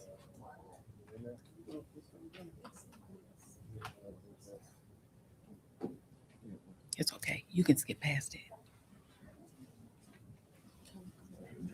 No, just move forward, Bill. I'm going to turn it over to Mr. Jeff Mosgers, because he's the first man for that. Sorry. That was quick. Good evening, board. Good evening, community members. My name is Jeff Mosgers. I'm the Director of Technology for the district through the IGA with Oakland Schools. Pontiac has been working on a strategic plan for several years. Back in 2023, under the previous board and superintendent, we initiated a rewriting of our 2008 strategic plan. So this work has been an ongoing process since 2023. The district hired Third Eye consultants to initiate the strategic planning process, which included research, community input, staff member input, meetings with administration. I also believe the board was included in that back during the discovery process. As part of that strategic planning process, we're really focusing on 4 strategic pillars during this conversation. And the administration, as they've worked on it, we've really tried to keep true, not to necessarily a restructuring plan, but to our strategic plan. As you recall, our strategic plan is from 2025 through 2030. It's really a dynamic plan. It's not something you're going to set today and it sticks with you for 5 years because things change. And under Dr. Leverett's leadership as administration, she recognizes that. And we've seen that throughout the district in those 2 short years when we started the strategic plan. New superintendent, new district administration, new board members. So it really has been a dynamic process that we've been working on. As we look at the strategic plan and reminder about what our pillars are, student achievement, as Dr. Leverett, is at the core of this. So looking at opportunities where we can improve our student achievement across the district. That's going to result in some changes. Maybe it's some grade level banding. Maybe it's looking at different alignment. Maybe it's looking at different electives. But we have to start to have different conversations because doing the same thing over and over is not yielding the results that we want to. So there is this change process coming. Social emotional health and well-being. This is probably the most difficult piece of our strategic plan because change is very difficult for everyone. So it's going to take some transitions as we look at building new school communities. And really, we're not looking to... Point of clarity. Is he not for technology or is he for the academic curriculum side of it? Which, because some of his information does not fall under technology. So I just need a point of clarity, clarify something. Trustee Dooley, he's part of the team. Again, we pay him for technology. So my question, his expertise falls under technology. He's been assigned to another area. See, because you just don't get talking about anything. Nobody has offered me any research, your studies that you did. You just don't come in and change stuff because it looks good, sound good. Please proceed, Jeff. Jeff has a background. He is part of a team, but he has a career that expands, and his skill set beyond technology is very vast. And thank you, Jeff. Please continue with your presentation. At the board's pleasure, I'd like to just share my background just for point of clarity. I have an elementary education degree. I taught 6 years in Avondale school districts. I have a master's in learning disabilities, elementary administration endorsement. I was an elementary principal, director of technology for the largest district in the district, part of multiple cabinets in 10 different districts. So I believe I do have some expertise to help be part of this team, connect the learning. I've been in Pontiac School since 2014 through numerous leadership and board member changes, and been working with the administration to develop strategic plan and vision and continue to move this district forward. I have, I believe, credentials to have a conversation about how the strategic plan has come to fruition. I certainly respect your academic achievement. Again, I have not been presented any research, any studies that support what you're saying. That's all I'm asking. Who did the research? Who did the research to support what we're discussing? That's all I want to know. Where is the information that will clearly state this is a good plan because we have this to follow?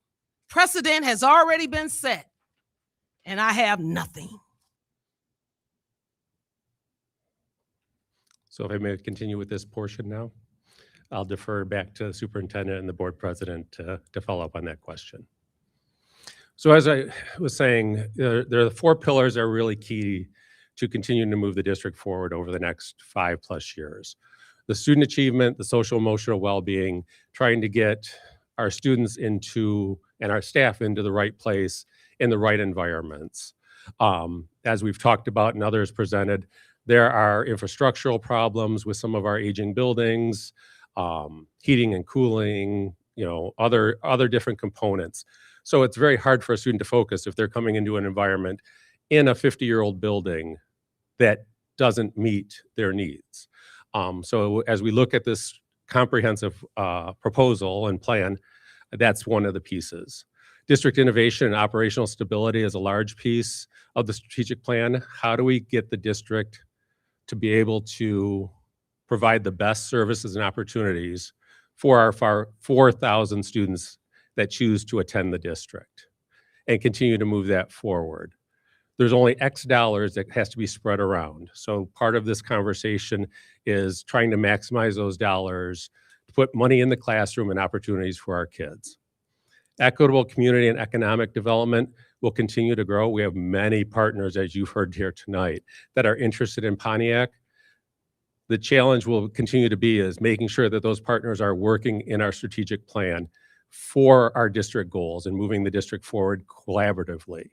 And I think there's many partners that are willing to step up and contribute to that.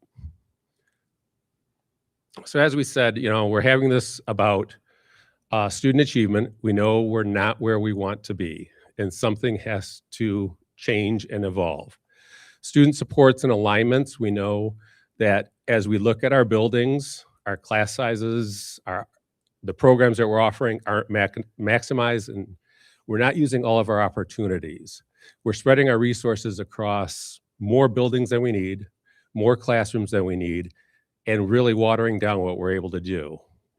And then operational stability, really, again, about right sizing and spending the money efficiently and effectively where it needs to go. So just a couple of the goal areas, you can go back to the strategic plan. I believe it touches on all of our goal areas, but we were just highlighting a couple for example tonight. Ensuring students are equipped with the tools necessary to succeed, multi-tiered system of support and academic success. As we heard, our fine arts program doesn't have the tools they need. It's growing. We have to find the way to commit resources to it. But are we going to commit resources to band instruments or heating and cooling and repairing a leaking roof where we can't have school and students aren't going to come? Those are the hard choices we have to make as we look at 50 plus, 60, 70-year-old buildings and moving forward. Fostering safe and supportive learning environments for all students, with systems of support. Looking at those opportunities, how we can better align and make that learning environment safe for our students so they want to be in school. They're not worried about fights or cyberbullying or social media things coming back into school. But we have a culture of safety and security. And we've done a lot of work around that. As we continue to realign and reevaluate, this will give us many more opportunities to have those conversations.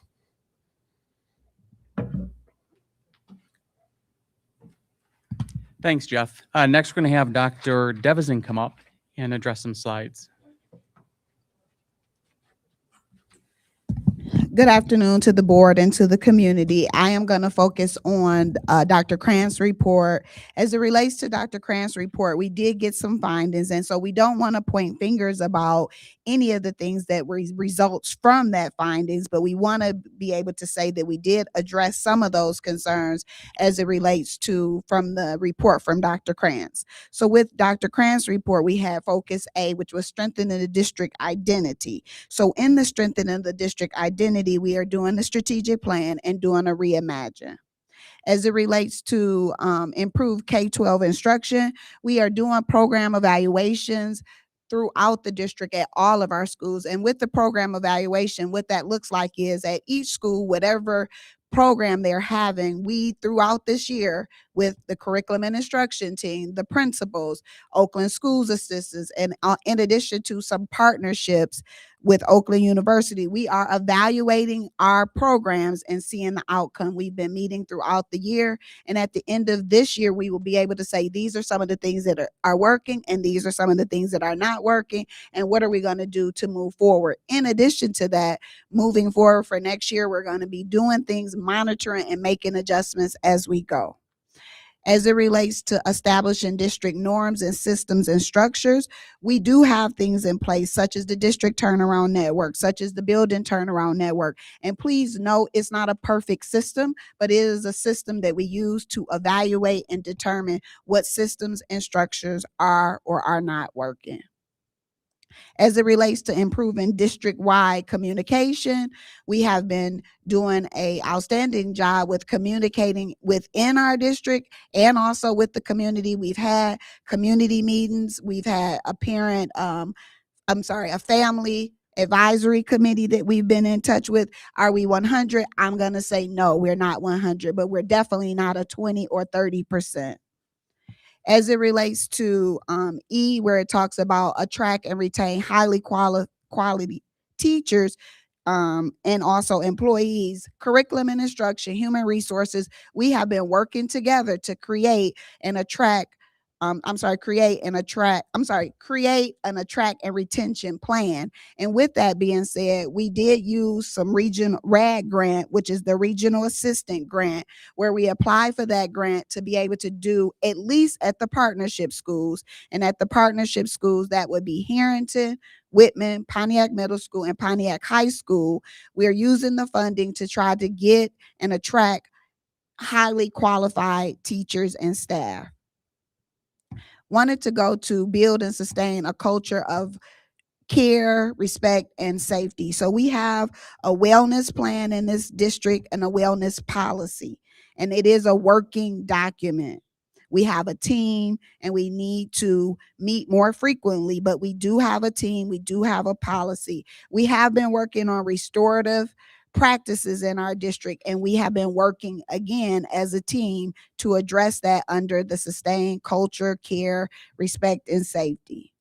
As it relates to providing supportive structures and services to develop positive behavior norms, we have a positive behavior interventions and supports in all of the buildings. And are we working diligently to make sure that those buildings are doing it with fidelity? We are. We have a system when we talk about student support network. Again, I'm not going to stand before you and say anything is 100, but I also will stand before you and say nothing is 20, 30, or 40%. We are a work in progress. And as it relates to program evaluation, we're evaluating things and making changes as we go. Next slide, please. So when we think about trends, this is just a trajectory of Michigan public schools and enrollment. If you see that it is a down trajectory. But if we can go to the next slide, I'll make more explanations of that. So Michigan has experienced significant school closures over the past decade, driven by declining enrollment. Detroit Public Schools closed nearly 200 schools in the last 15 years. Also, Michigan School Board in 2010, there were 3,255 school buildings. And in 2020, there were 2,870 school buildings. As we are talking, we are looking at the research and we are presenting that research currently, letting you know what trends are occurring right here in Michigan. Common reasons for closures: shrinking student population, financial pressures, lack of resources. Next slide. Since 2009, 80% of Michigan traditional school districts have experienced enrollment declines. In 1970, when we had 2.1 million kids, we currently are now under 1.5 million. And then the statewide enrollment in 23-24 was 1.4 million, down from nearly 1.5 million in 2019-2020. Michigan is recorded 97,696 births, the lowest number since the 1930s, and a 10% decline over the past decade.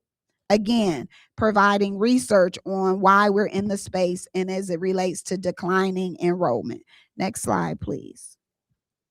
When I think about a consensus, I just want to say to you all, we want to be on one accord as it relates to how we work together and how we move forward. And we are open to accepting any communication from the community and also from teachers, from the board. We have been consistently asking, what suggestions or recommendations do you have? You all, we have to do something. And again, we are open for suggestions.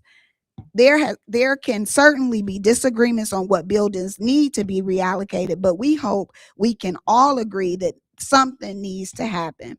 Having school buildings with a combined capacity of almost 2.5 times or current amount of students is not only unsustainable, but it's preventing us from providing the quality education that students deserve.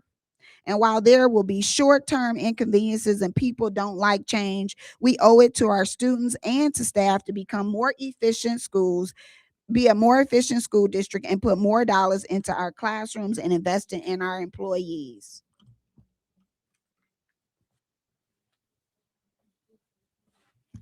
Thank you, Dr. Devison. I'm Bill Holcomb. The next couple of slides we're going to go through talk about. Good, Dr. Devison. Just a second, Bill. There was a question for Dr. Devison. So, Dr. Devison, I heard your report. My question to you would be, what initiatives will we invoke designed to increase student enrollment? We're talking about closing, but what have we done to go and get our students? What is on paper or any suggestions to increase our enrollment? Do we even anticipate students returning to the district, because we have a lot of things going on here that's, I think if people knew about the Promise Zone at $75,000 or the fire program, our CNA, we have so much stuff. What are we doing to market those types of things to get our students back in the district to alleviate closing districts? Or has anybody even put it in their thought process to anticipate an increase in enrollment? Everything is, to me, that I'm hearing is to the negative. We're waving a flag. We surrender. We're just going to go. Of course, all districts are experiencing a multitude of things, but I'm concerned with Pontiac. What are we doing to get Pontiac's enrollment up? Has there been any discussion? If so, can I have that in writing? So the one thing that I would say, Trustee Dooley, as it relates to enrollment, when you think about being out of formula, increasing enrollment probably would not benefit us at this very moment. The one thing that I would say is that we need to do a very great job with the students that we have currently. So, and I agree. So would a yes or no would suffice me? Do we have any plans on the table designed, while culpability rests on all parties? I'm not throwing it off on you or any superintendent. Culpability rests on all educational stakeholders within this Pontiac district. What do we have in place? To date, we do not have anything to Thank you so increase much. Enrollment. I have a question. Trustee Miller. Oops, there we go. Thank you very much. I guess I have a question and a statement. How are we here again? What did we learn from when we closed Frost? Huh? I have begged for us as a board, administration, somebody to let those families know over there we were closing Frost and moving them to WHRC. When did they get the notification? My understanding, maybe the week before school started, and they started a week late because we weren't on the ball with our timeline. What? Did we not learn anything? I have a serious issue with pillar number 2, emotional health and well-being. I've asked several times specifically for data that shows success rate for 5th through 8th graders being in the same building as proposed. As of date, I haven't received it yet. So I hear you guys when y'all say, we ask for feedback, I don't get nothing. And I sit here on this board and y'all want me to vote on something that I have to beg for? Nope. What resources have been allocated for the reconfiguration and transition of students and staff? Are our kids going to just show up and be like, what school do we go to? Where am I supposed to report to? That will impact attendance. It will impact the ability for our teachers to teach. Everything is going to be impacted if we keep saying words like, probably, we think, we might try, we're looking into it. What are you looking into when it comes to our kids? They already failing, and we need to care enough to do better, not disrupt their life. And I'm sorry for my tone, guys, but we are supposed to govern this district. And I don't feel like I'm doing a good job as a trustee governing this district and our kids. Their lives and their future is in my hands, your hands, your hands, your hands. Now, I do agree. For this district, we do need to reduce our footprint. I 100% agree with that. What I don't agree with it is throwing together a plan. Our kids gonna be confused, staff gonna be confused, teachers gonna be confused. We learned nothing from Frost when we closed that school and moved them over there. We learned nothing. And now we're about to do it again with more students than just Frost. That's embarrassing.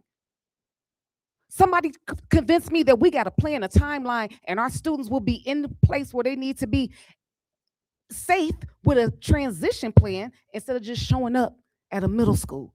Convince me of that, because I'm not convinced. Dr. Hannah? Yes, Trustee Gross? And that's a good point, because 2 of the questions that I asked during this time that this information was presented to us in our specific committees. Yes, it's on. One of the questions was because not just Frost, Trustee Miller, from the last time we talked about reimagining, when this room was filled and the information was asking something that we didn't do. And the questions that I asked the superintendent, and I hope to get answers tonight, and I'm not hearing them.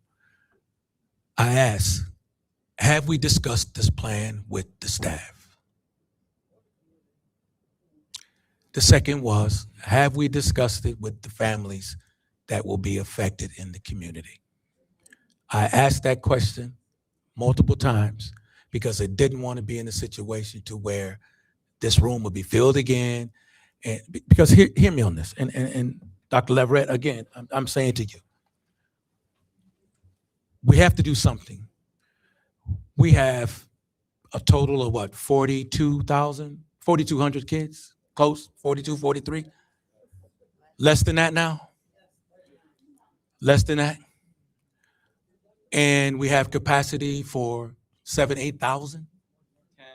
10? So we have unutilized space, and we have to do something. We have to do it right. I started in this district as a board member in 1999. In 1999, it was 14,300 students in this district. When I left in 2007, because of the implementation of charter schools and other surrounding school of choice, it went from 14,300 to below 10. And the trend continues because we now have charter schools who parents don't believe that they're not part of the Pontiac School District, and they're not. ATAP, Pontiac Academy of Excellence, they still think it's Pontiac, and it's not part of this district. So it can't be counted towards the amount of students in the district. We have to do something, but we have to do it right. And under no circumstance, no matter what we do, there's still going to be some disagreements. There are going to be some who still, no matter how we do it, they're going to disagree. There's some that do. Trustee David Smith is getting text messages from teachers saying they don't agree with this about so many teachers. But here's the thing, we have to do something. I asked in the beginning, it's the presentation more than the plan. It's the how you roll it out.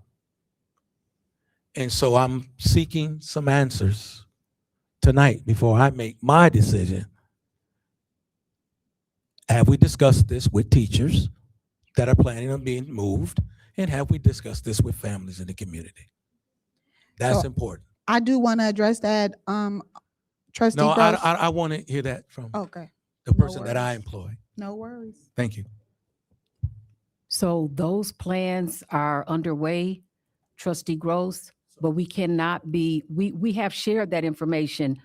The full details of the plan, we can't go in and have a discussion about what we're going to do without having board approval. So we do have an additional plan in place for how we're going to move this plan forward to share with the parents. So then my question also, and I'll end with this.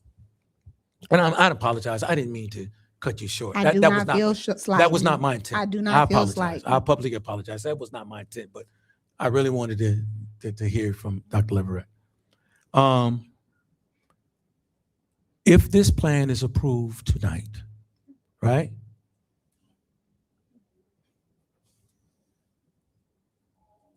Will it be monitored closely? Will it be reported to this board how we're doing? Will we be able to meet with, or will you be able to, with your team, meet with those involved to find out where they are, see what's working and what's not working?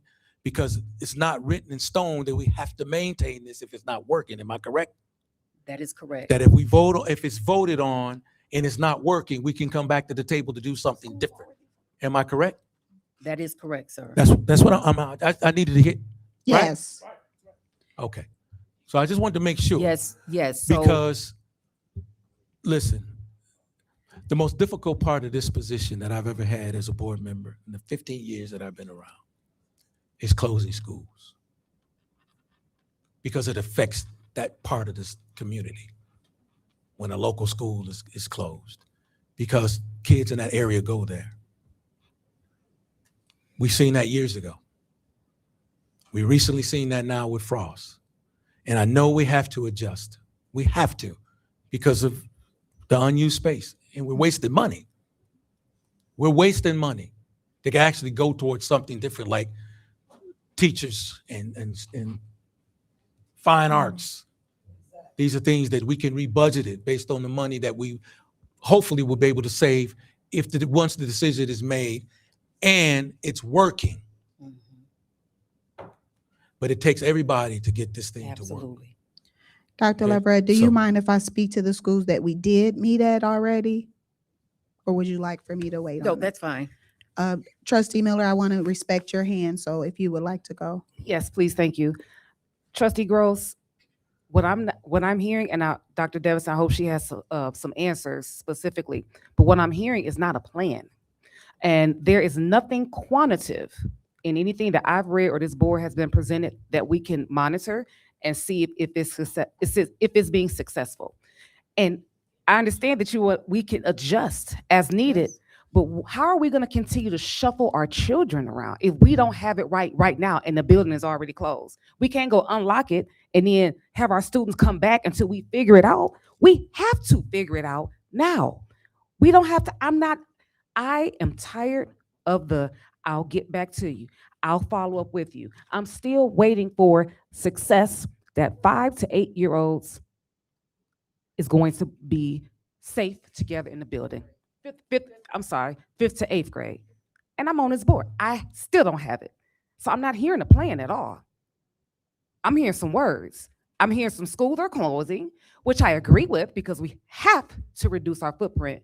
But I am not going to tolerate our kids, staff being shuffled around like we don't know what the heck we're doing. And that's what I hear. And guess who's going to be looking stupid? Us. I'm sick of us slapping our community in the face. These schools belong to the community. All of us. We pay taxes here. We all invest in these schools. We invest in our children. The first people that should have known or been talked to is our community. And I know it didn't happen because we all live here. So I don't want to hear that it did. It didn't happen with Frost. We are setting a tone to where it's like, we're going to make a decision, deal with it. We'll figure it out when we can. Them kids ain't go to school they was a week late going to school. Yeah, it was an accident about the report or whatever, the certification. But why we ain't had it on the timeline to have it done and not have our babies at home for an extra week? That's what I'm saying. I don't hear that here. I don't hear it at all. I haven't heard it. Dr. Leverett, I have not heard it yet. I have not heard it, and I refuse to shuffle around our kids like they some animals, because they're not. You are absolutely correct. They're not animals. They are students that deserve a great education, pre-K through 12. So I think we're on the same page with that, Trustee Miller, and I appreciate your comments.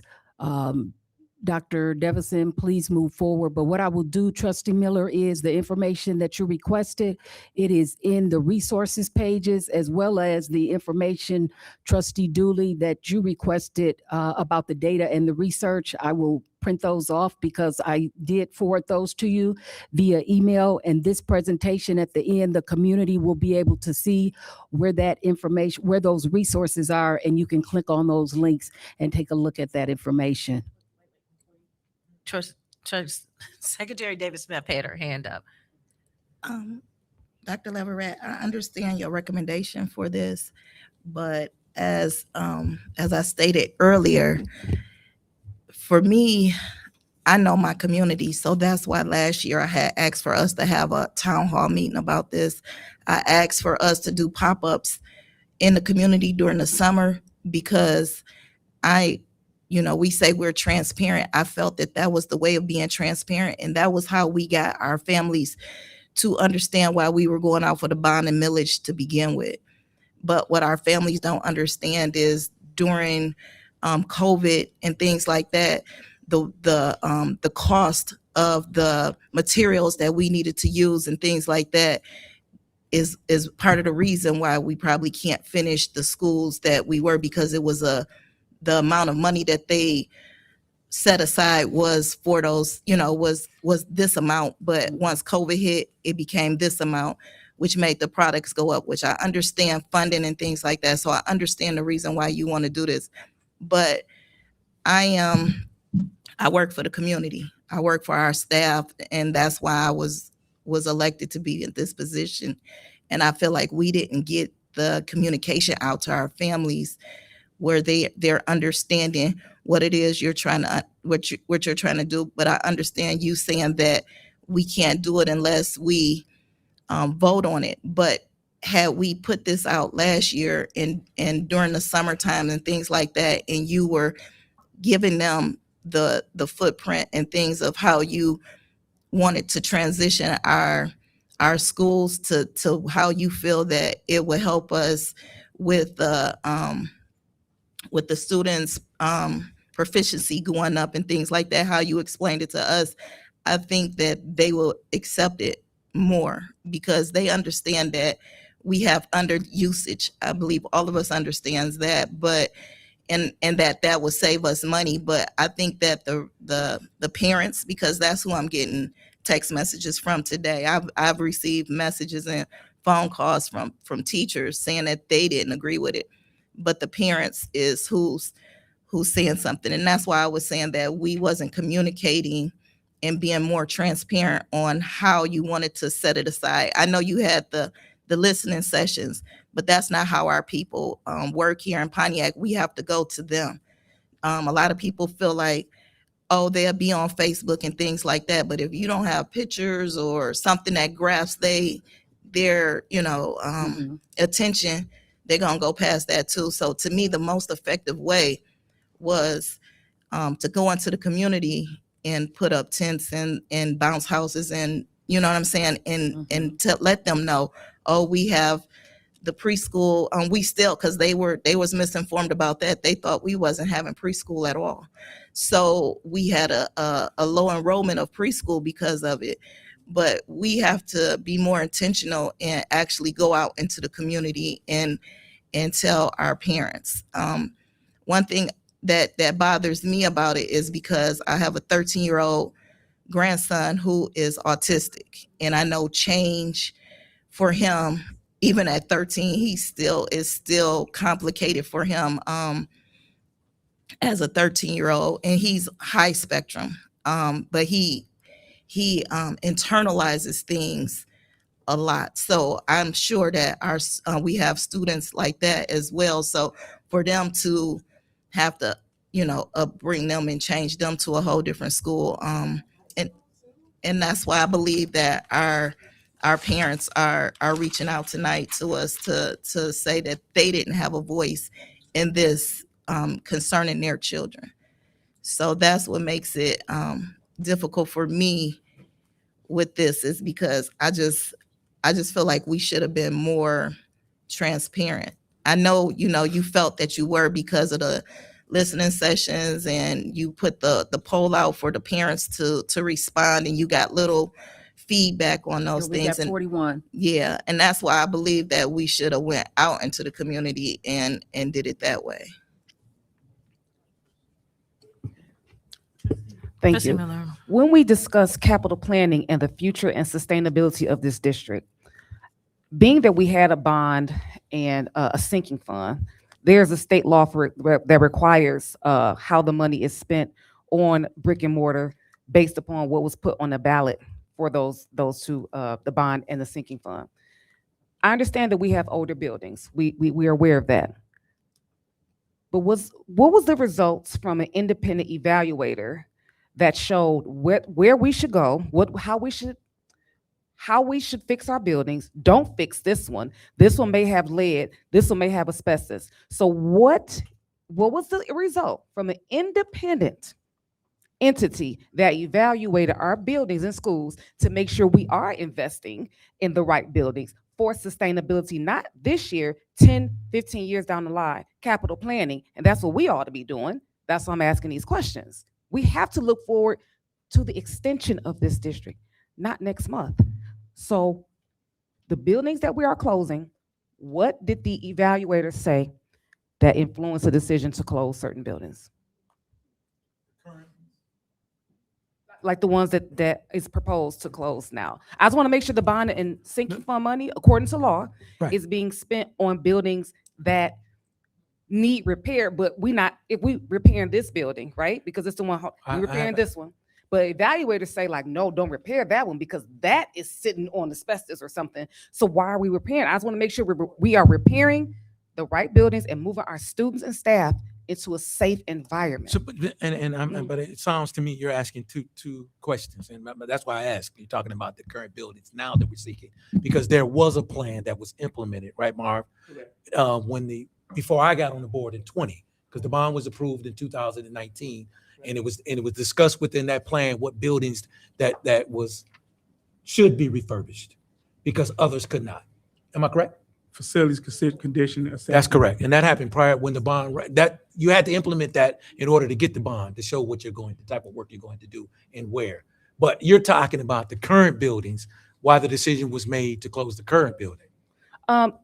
Yes and no. I understand that you're saying that this was done in 2026. 2019. 2020. It was done in 2019, 2020. 2020. So we're talking 6 years later, and we're discussing closing different schools. Correct. Okay. So what can I read from an independent investigator that says, hey, you guys are still on target, that like you were back in 2019 and 2020, you guys are still closing the right buildings and repairing the right buildings. I'm talking about right now. 2020, I wasn't here. That's what I'm asking. And if I because- can read it, Yeah, that's the plan, right. But I So still you're recommend that talking we get the a updated current one. building that's being recommended to be closed The now. current two. Yes. Right. Yeah. So that's a good question. Yeah. And how can we?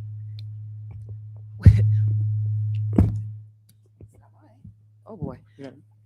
We are going about this backwards. So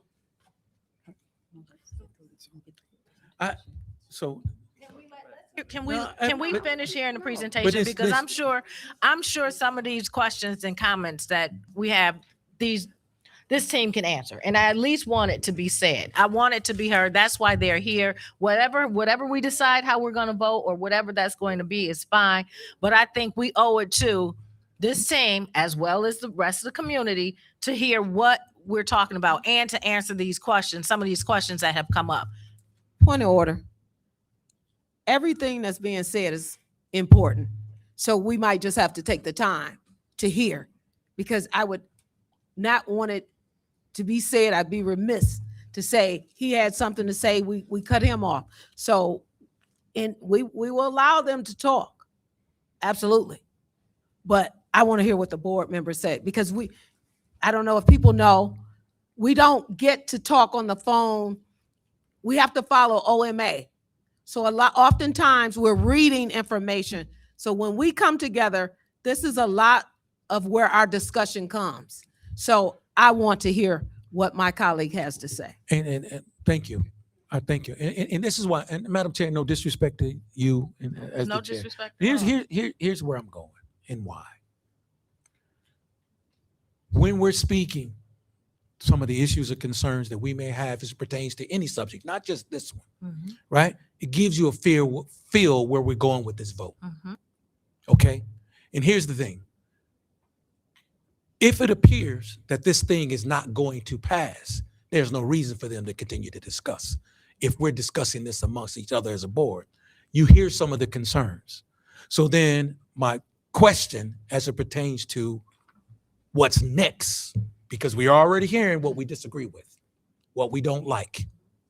So I'm saying to the person that we employ, right? Is there a specific timeline that we need to get this thing done? That's number one.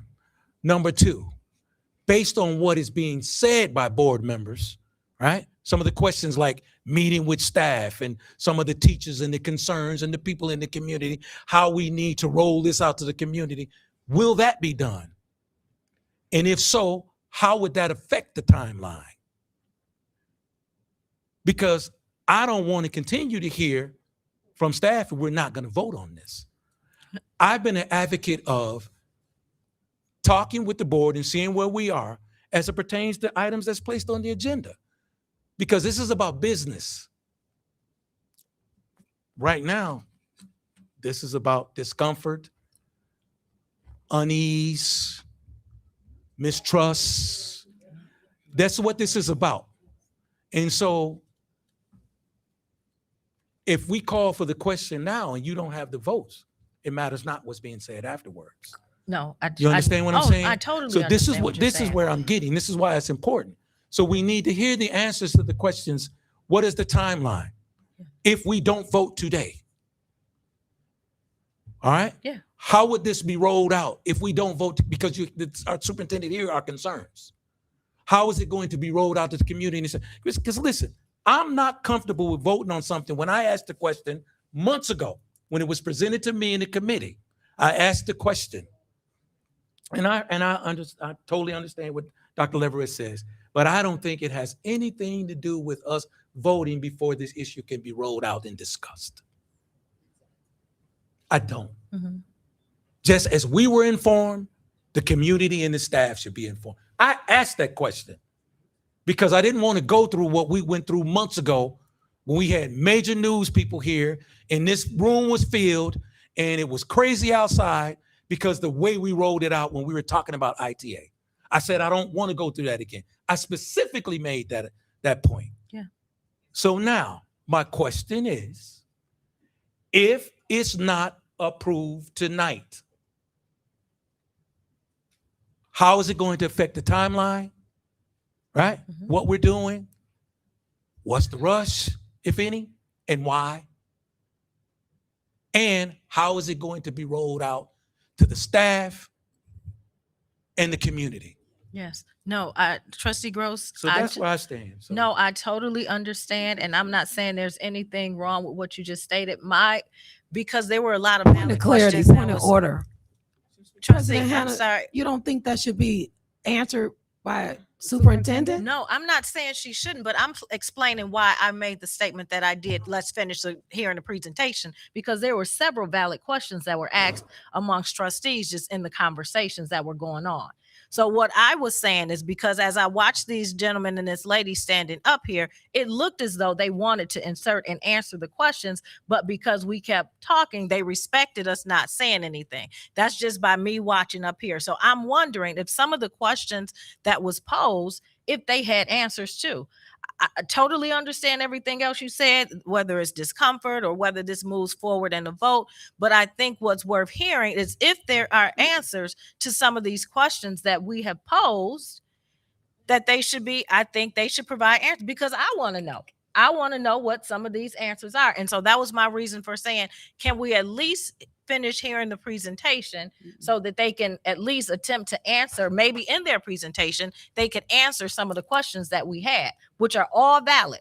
I just wanted to hear them say what they had to say regarding the questions that were posed, and then we can do whatever we need to do. So that was the only reason that I was saying, can we at least hear what they had to say? Trustee Miller. Trustee Gross, I understand you respect that. I don't. This started March of 2025. This is May of 2026. You've asked questions. I've asked questions. Trustee Dooley, whoever else has asked questions. I don't want to hear the answer when you want me to vote on something tonight. No, absolutely not. So I don't respect hearing the answers to questions I've asked. I want to remind you guys that we are the Board of Education. It is our duty, all 7 of us, minus VP Bowman, she's not here. It's our duty for financial stewardship, community engagement, advocacy, and policy development. We have to do that. These are the people who we answer to. So if we're not getting answers from our one employee, we're not doing our job. So what are we going to do about that? I don't want to hear answers to questions that I've asked since March of 2025. Respectfully, I'm sorry, because I don't have time to digest it. I don't have time to read it. I don't have time to ask if I want some clarity. I don't want to hear it tonight and I have to vote on closing schools. Doesn't do me any good, especially since I've been asking them since March of 25. And this is May of 26. So And you have too. So since we're discussing, Madam Chair, if I may, I have a question for you. Right? I have a question for you. And you made a clear statement in the back and in some of the sessions that you agree that something has to be done. So I'm asking you this. Mhm. What can satisfy you to ensure that this thing gets done properly? I'm just, you get what I'm saying? I got you. Because our employee needs to hear that. And Trustee Gross, I appreciate you asking me, because I am pretty stringent. I'm a very black and white person. Absolutely. What I want to see is, okay, trustees, on January the 1st of 2026, we met with the teachers. Here's the teachers we met with. We met with all the teachers, all the staff. We informed the parents February of 2026. Here's the timeline of when we're going to close the school, when the furniture is going to get there, when the students, assigning the staff, assigning the teachers, assigning the students to their new prospective school. And then now we're in like April. And then it's like, okay, well, let's talk. Okay, parents know, community know, the kids know, and can get their frame of mind thinking. We've done none of that. That would make me feel like I'm doing my job as a trustee if my community know, these parents know, and the kids at least can start. We live with a very vulnerable population of kids. We can't just uproot and move them. What about our special needs programs? When is that going to be set up? However, I don't know if specifically if they need some special needs like wheelchairs and things like that. When is that going to be set up? We can't start rolling those in there in August and September. That's why I'm so disappointed in this rollout, because none of that has been answered, and it should be.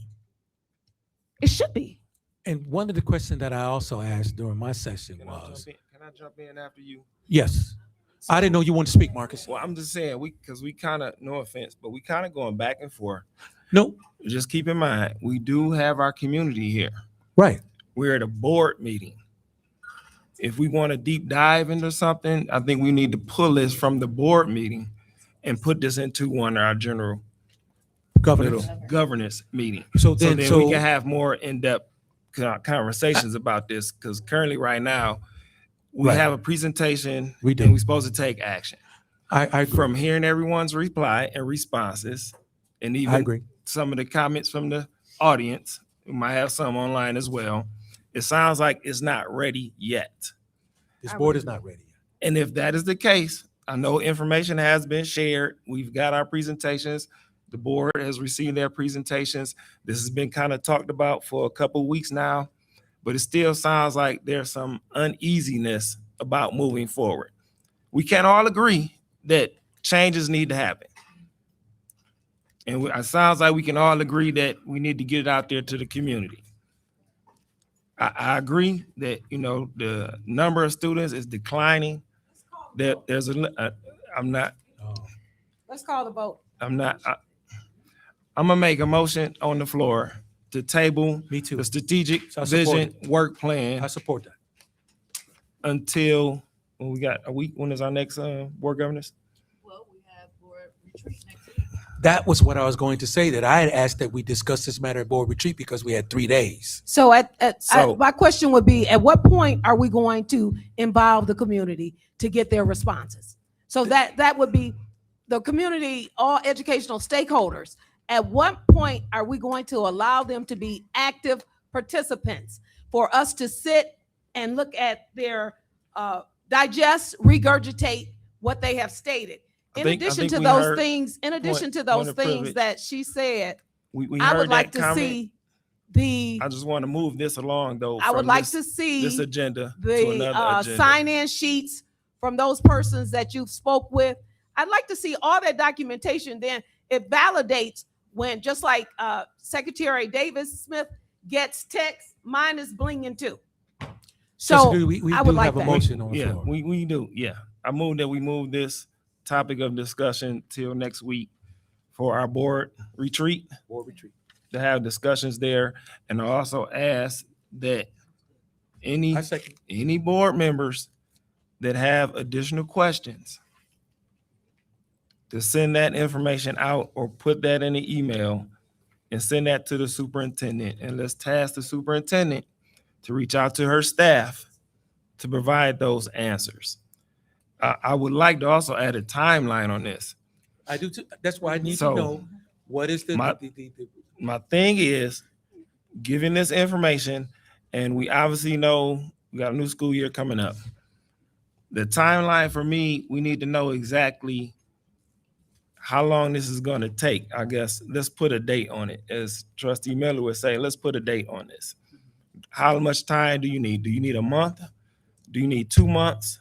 What's going to be the window of time you need to obtain the information? Sounds like from the community, from our staff, from our teachers, to make this, I guess, incorporate this plan. So I agree. let's keep that in mind also. You don't have to give that to me now, but if you can send that to us in the email and let us know, that'll set us our expectations. I just want to go on record. Yeah, motion. Second, can I get a second? I got a second. It's All right, been got a moved. second. Now, It's- question, concerns, and comments. Yeah, she gotta call it first. Questions, comments. Questions, comments? Thank you. I want the general public to know that our board retreat is open for you to come, because we must involve the community, and it is open. And I have a comment. And I want to say to Dr. Leverett and her staff, listen, don't take this personal, because it's not. You worked hard and diligent at what you were presenting to us. We're not negating that at all. I need you to understand that. But here's the thing. This has to be a situation where all hands are on deck. We can't keep having 4-2, 3-3, where we can't keep. This is something that's, listen, it's devastating when a school is closed. It is. But we all have to be on point together to understand if that decision is made on why, and everyone has to take part in that. Everyone, all 6 of us. All 6 of us. We have to. So we have to be on point. And I think it's extremely important that we have to be able to express how we feel. And this is a meeting of business of the board. But here's the thing. This is extremely important. So I agree with the tabling. It has to be discussed further, because I'm not hearing some of the answers to the questions that I gave. So I understand how you feel. I Trustee understand. Miller. Thank you. And thank you, Trustee Gross, for that understanding. Thank you, Trustee Terry, Treasurer Terry, for putting that motion on the floor to table this. It's vitally important, as Trustee Gross was saying, that we as the board, we set the tone. We set the tone on the expectations that we have for Dr. Leverett. Dr. Leverett does what we give her to do. So if we're not setting that standard, we're not governing here, how can we be transparent to our community? We can't, not from right here. So I understand, this is a meeting for business, but this is business. This important business. So let's table it. Let's call the vote. And then now let's do it the right way. Let's discuss and do it the right way. I agree. Any other comments? Secretary Davis Smith, roll call, please. Trustee Miller, Yes. Treasurer Terry, Yes. I'm voting yes. Trustee Dooley, Yes. Trustee Gross. Yes. President Hannah. Yes. That passes 6-0. All right, thank you. Moving down the agenda, Dr. Leverett, firewall replacement. Yes, thank you, Dr. Hannah. At this time, we will have Jeff, and he's going to talk about the firewall replacement, and I will read the bear in its entirety. Firewall replacement E-rate. Background rationale. The district firewall has reached the end of its life and is scheduled for replacement. A firewall acts as a digital security guard, monitoring and filtering incoming and outgoing network traffic based on predefined security rules. It protects systems by blocking malicious traffic, preventing unauthorized access, and managing network resources. This is an essential piece of the district's network security. Oakland Schools issued a request for proposals for firewall hardware, software, and installation services through the federal government E-rate program on behalf of the 15 supported districts and Oakland Schools. The Oakland School Security Team reviewed the existing solutions and researched the current market. The new specification took into account the district's current needs and growth capacity to accommodate the next 5 to 7 years. As part of the IGA with Oakland Schools, the OS Security Team manages each district's firewall through a centralized management system. Utilizing the federal E-rate program, the district is eligible for partial reimbursement on the new hardware. The anticipated reimbursement is approximately $20,000 based on eligible items. Under E-rate program rules, some of the software is not eligible for reimbursement. Oakland Schools will purchase this software and invoice the district a one-time cost of $11,499.82. This will license the software for 5 years. Attached is the Oakland Schools recommendation and solicitation summary that was approved at the March 24, 2026 Board of Education meeting. And the funding source is attached: the 2020 School Bond Fund, Technology, and the USAC Federal E-rate Program and General Fund. Recommendation: it is the recommendation of the administration that the Board of Education award the firewall replacement project to Delta Networks, the lowest qualified bidder, in the amount of $67,533. The project will include an additional district-managed contingency of $5,000. Delta Network has serviced districts across the county in a similar capacity for over the past 10 years. Jeff? I'm here tonight to answer any particular questions. I believe from the last meeting, we walked through the district network. We provided the account numbers. If there's any additional questions, I'm happy to entertain those at this point. Thank you, Trustee Dooley. So the actual amount that's being requested is $79,032 with the $67,533. And then you were asking that the one-time cost of the $11,499.82. That would equal the $79,032.82. So the total being requested, am I correct? Because the 5,000 is a contingency if you need it. So the real cost is 79. Is that correct, Mr. Modis? That would be the total project cost. The actual award is to Delta Networks. So that's the PO amount that goes outside the district. The other piece is a software piece. So that would come out of our operational budget. Okay, so it's 79. That's the total cost of the project, correct? Any other questions, trustees? Okay. No other questions. We can move down to the vote. Can I get a motion for the approval of the firewall replacement? So move. Support. It's been moved by Trustee Gross, supported by Treasurer Terry, for the approval of the firewall replacement E-rate. Any questions? Roll call, please.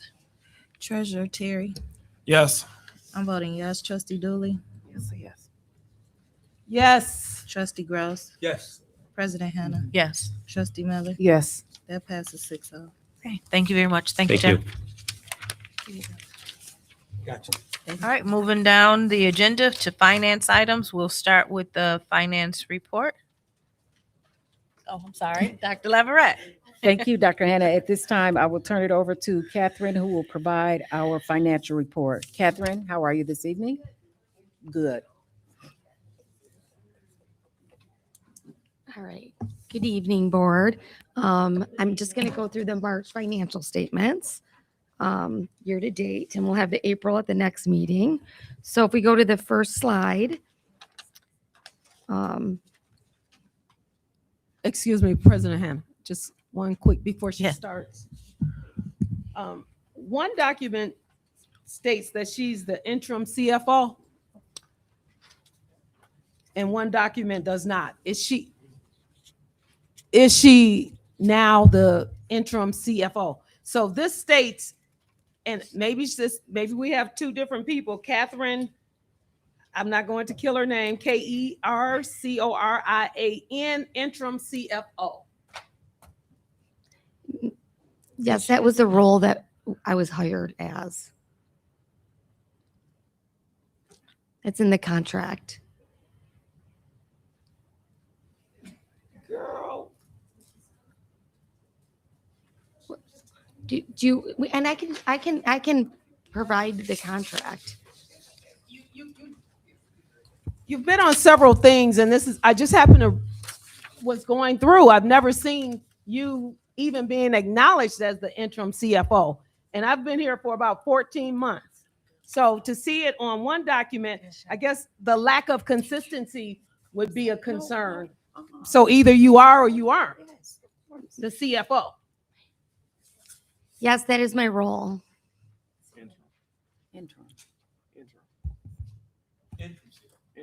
Interim, yes.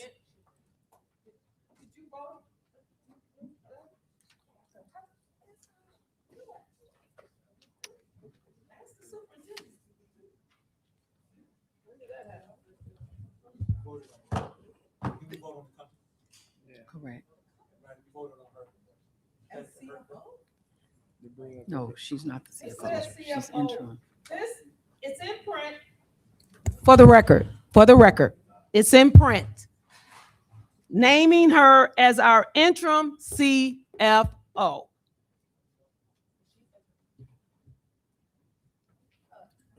Point of order, and for the record, I believe it was August, maybe September of 2025, and what was presented to us and what we voted on was a company, and they said that the company wouldn't be housed here. There'll be like 2 days here and remote for the most part. Am I wrong? But am I right? I probably.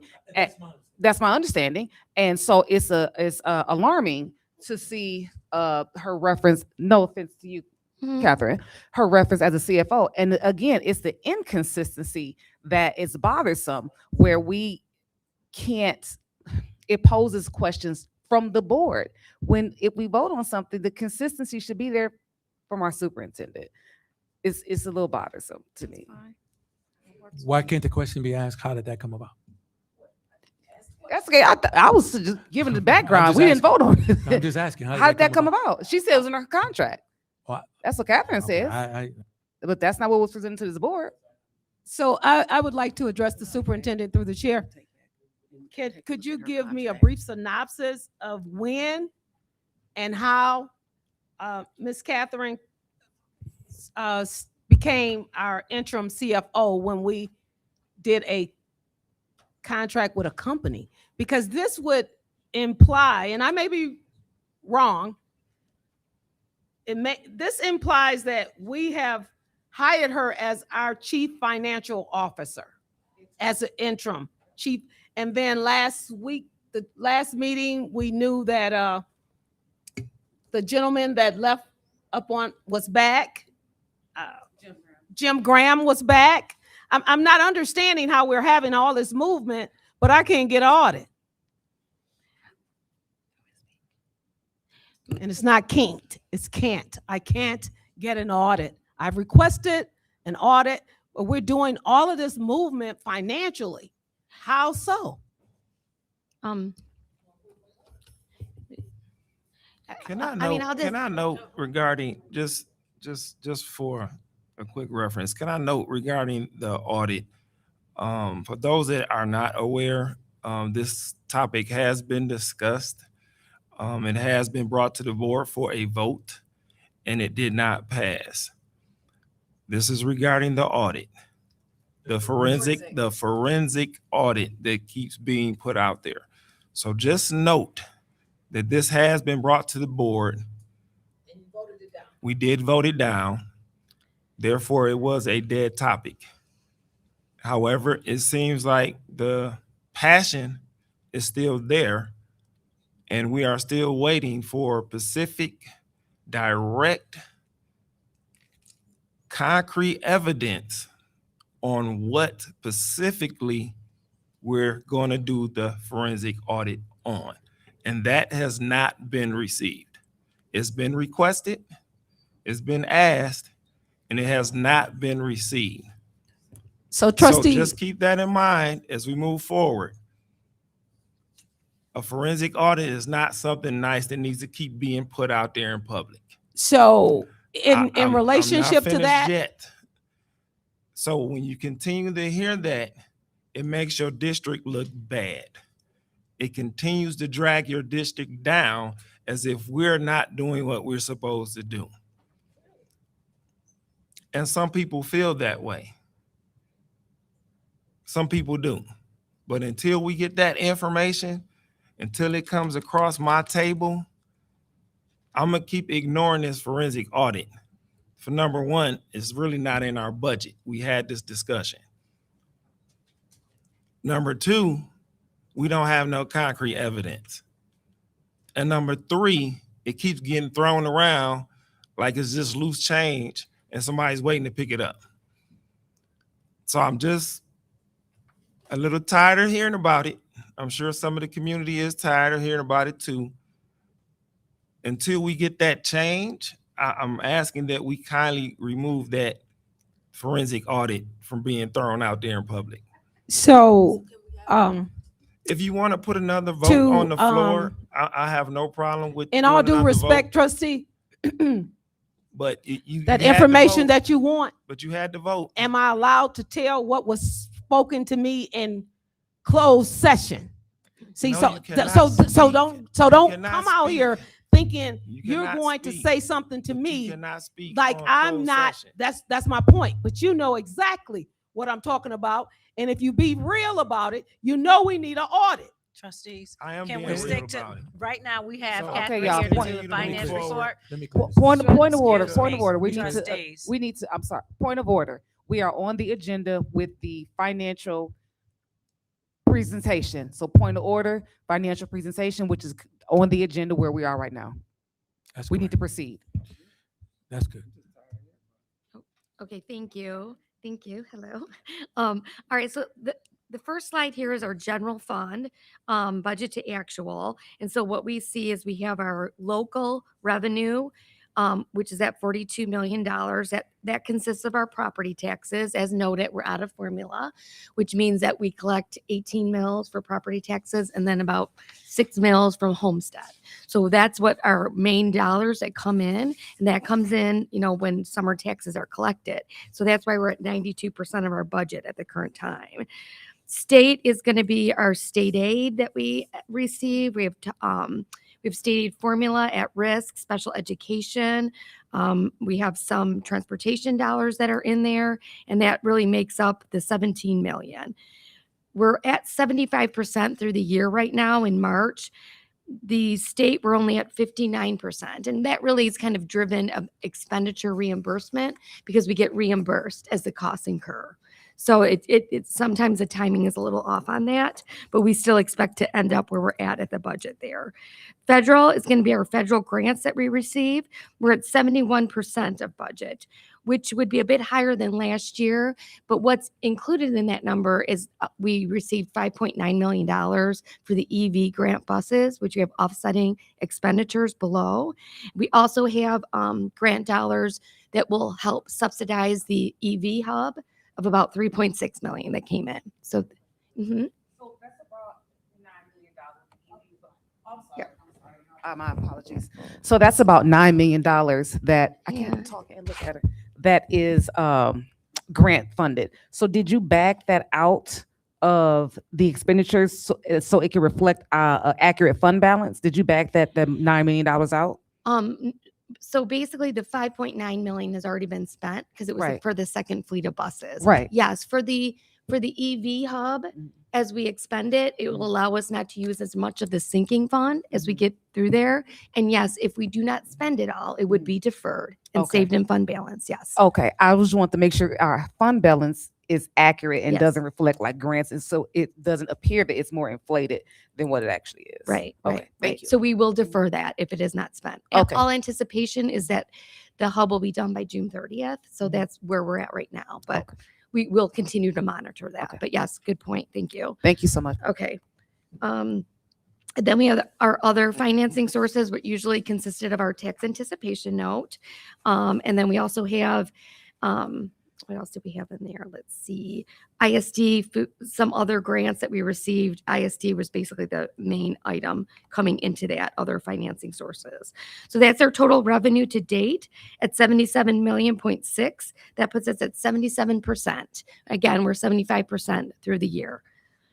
When we look at our expenditures, we look at our salaries and benefits, which would be, our largest cost overall for teachers in the general fund. We're at 59% and 49%. So we're a little bit lower, and that's due to some positions not being filled. And obviously when the negotiations will be settled, which will be soon, there'll be retroactive wages. So that will increase that percentage as we move forward.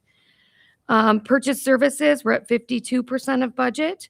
So we're trending under on their purchase services to date, which is a good thing. Cost, we're conscious of our costs, and we're at supplies 63%.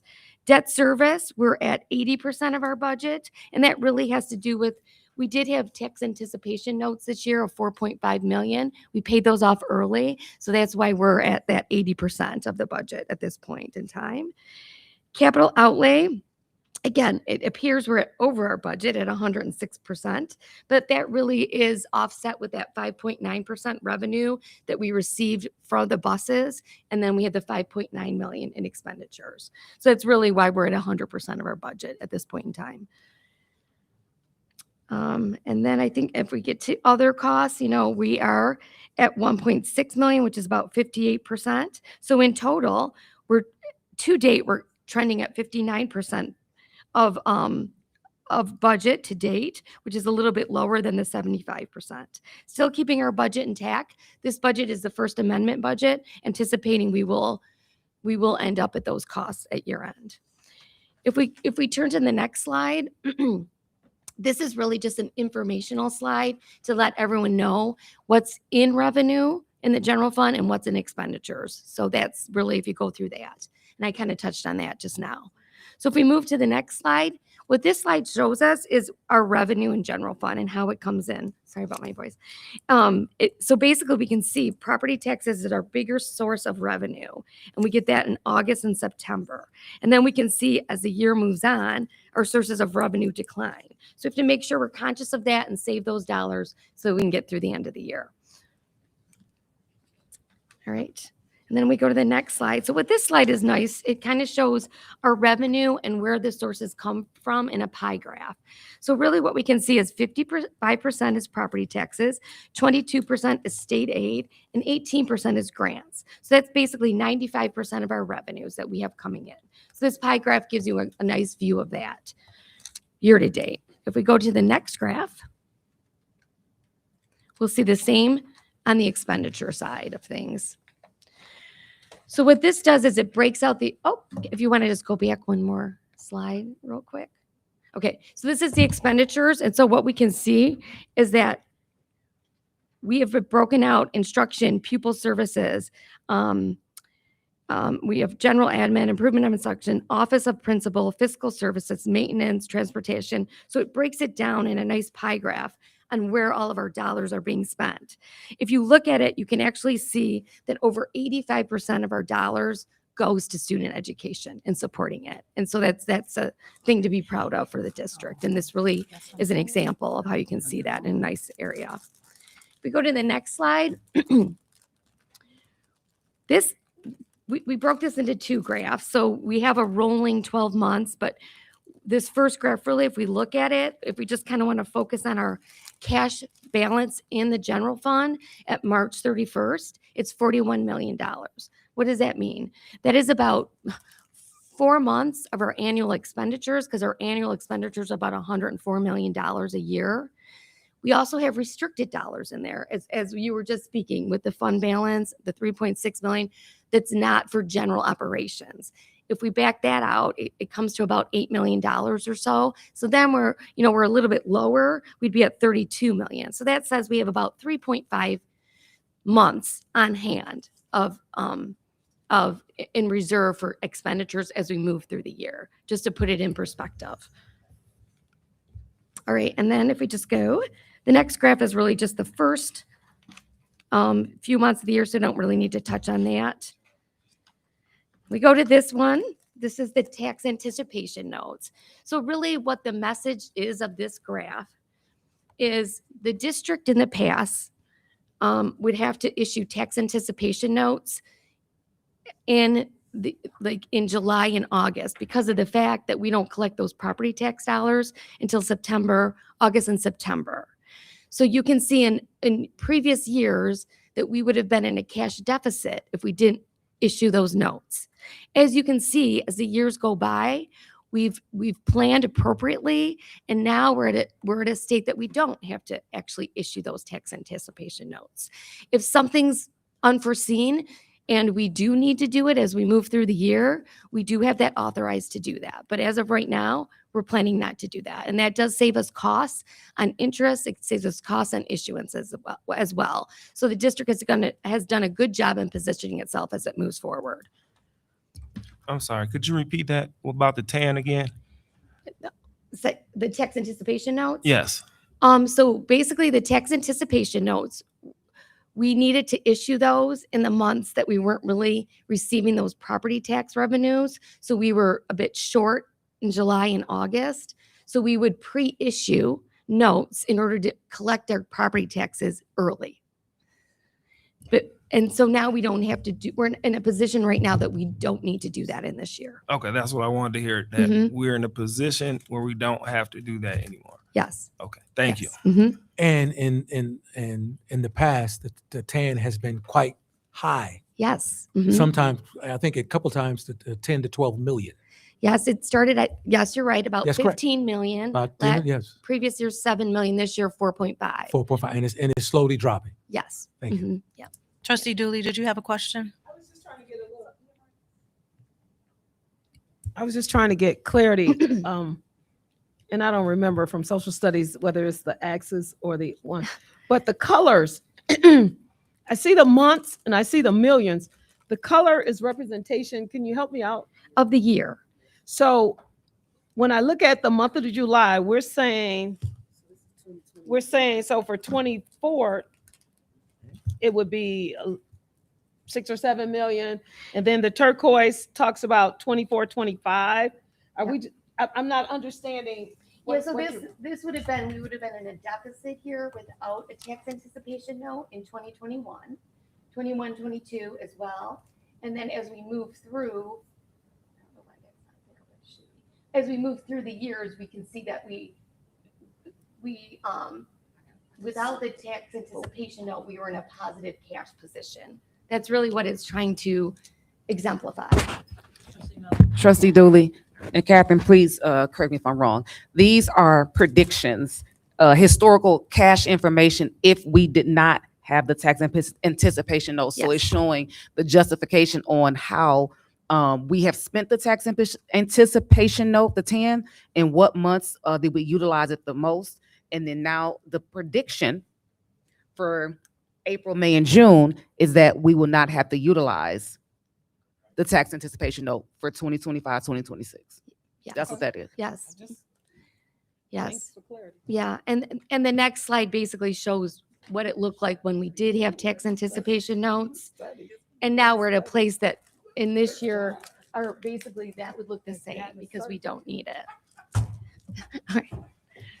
All right. All right. All right. Thank you. All right. So if we move on to the next slide.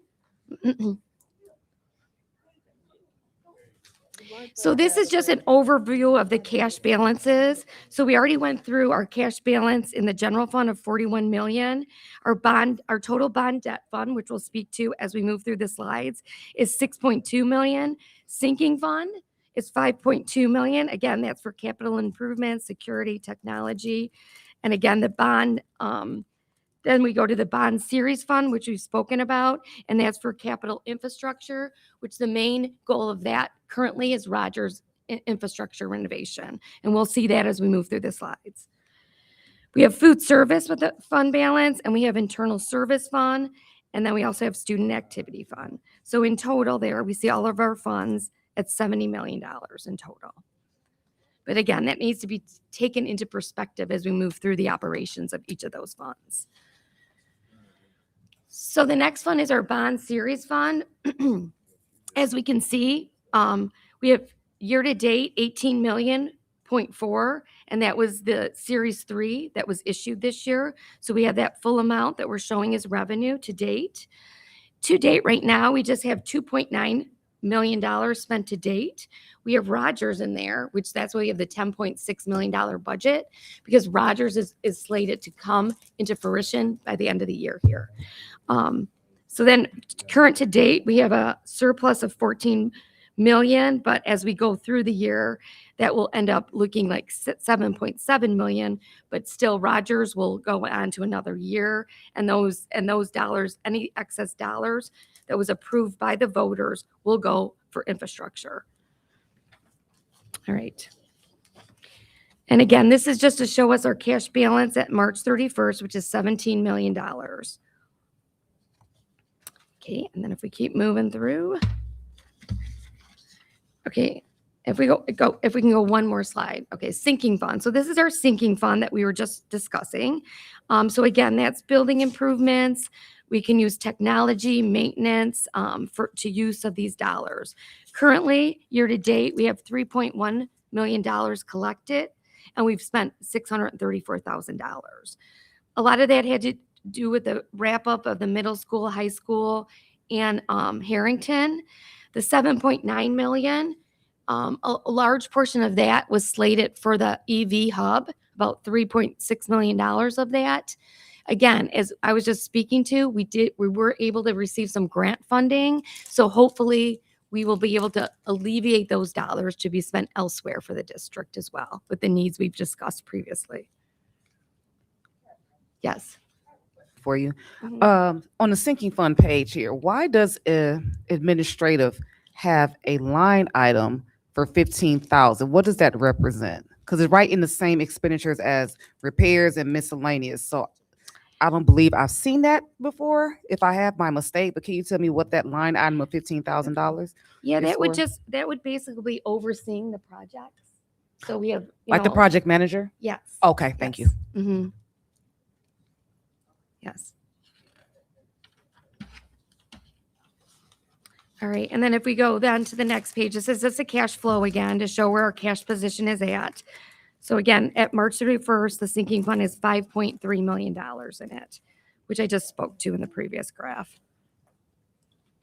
All right. And then if we go to this graph, this is funding source estimated cost of projects. And I wanted to include this in this graph to let us know. So Rogers, and we had some discussion on that previously. So Rogers' potential right now cost is $12.3 million. I know there was an approval of 14 million, and we kind of were discussing whether it would come in lower at 13 million or 14 million. I think the area that there was a little bit of clarity that I needed to bring to the table was pre-purchased equipment is $1.4 million. That was split between Harrington and Rogers. Harrington had 1.4. So that's why we're able to come in at this lower cost of 12.9 million right now. Catherine. And that, yes. Oh, I'm so sorry. No, yes, no. With the contingency it's for Rogers projects. I didn't want you to get too far from Rogers. Yes. Did we vote? Like what percentage contingency did we vote? What was it? 20% contingency before it comes to the board. When they bring it to the board. Say it again. Yeah, we voted on it. It's 20% contingency before they can do that, and anything above has to come to the board. Correct? Yes. Yep. Yes. Yep. Yes. Okay. And Thank you. That's all. obviously that is if we need it. Yeah. Yes. Of course. Of course. Yep. Yeah. Thank you. Okay.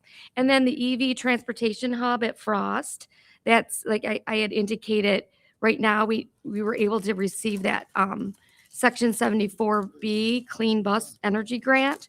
So the original hard costs of that were $3 million, approved contingency of $602,000. So the hub potential right now is $3.6 million. Currently, $3.2 million of that will be funded by the grant that we were able to receive, which is a very nice thing for the district as well. And if we move on, this is our debt fund. So obviously, this is the debt that we have in place that we need to spend for the year. So the budget really does reflect what we will spend in bond principal payments of 1.6 million and bond interest payments of 5.8. Currently to date, we've only spent 2.5, but that's because most of the debt payments will come to be in May here. So then when I present the May financials, that will become very close to budget. Okay, and then this is again just a cash flow, rolling cash flow, that we're at $6.2 million.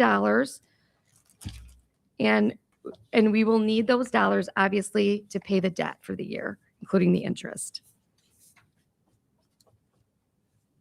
And then if we continue, this is the food service. If we just continue on, this is our food service. So right now, our food service fund, we have $2 million in revenue and $2.4 million in costs to date.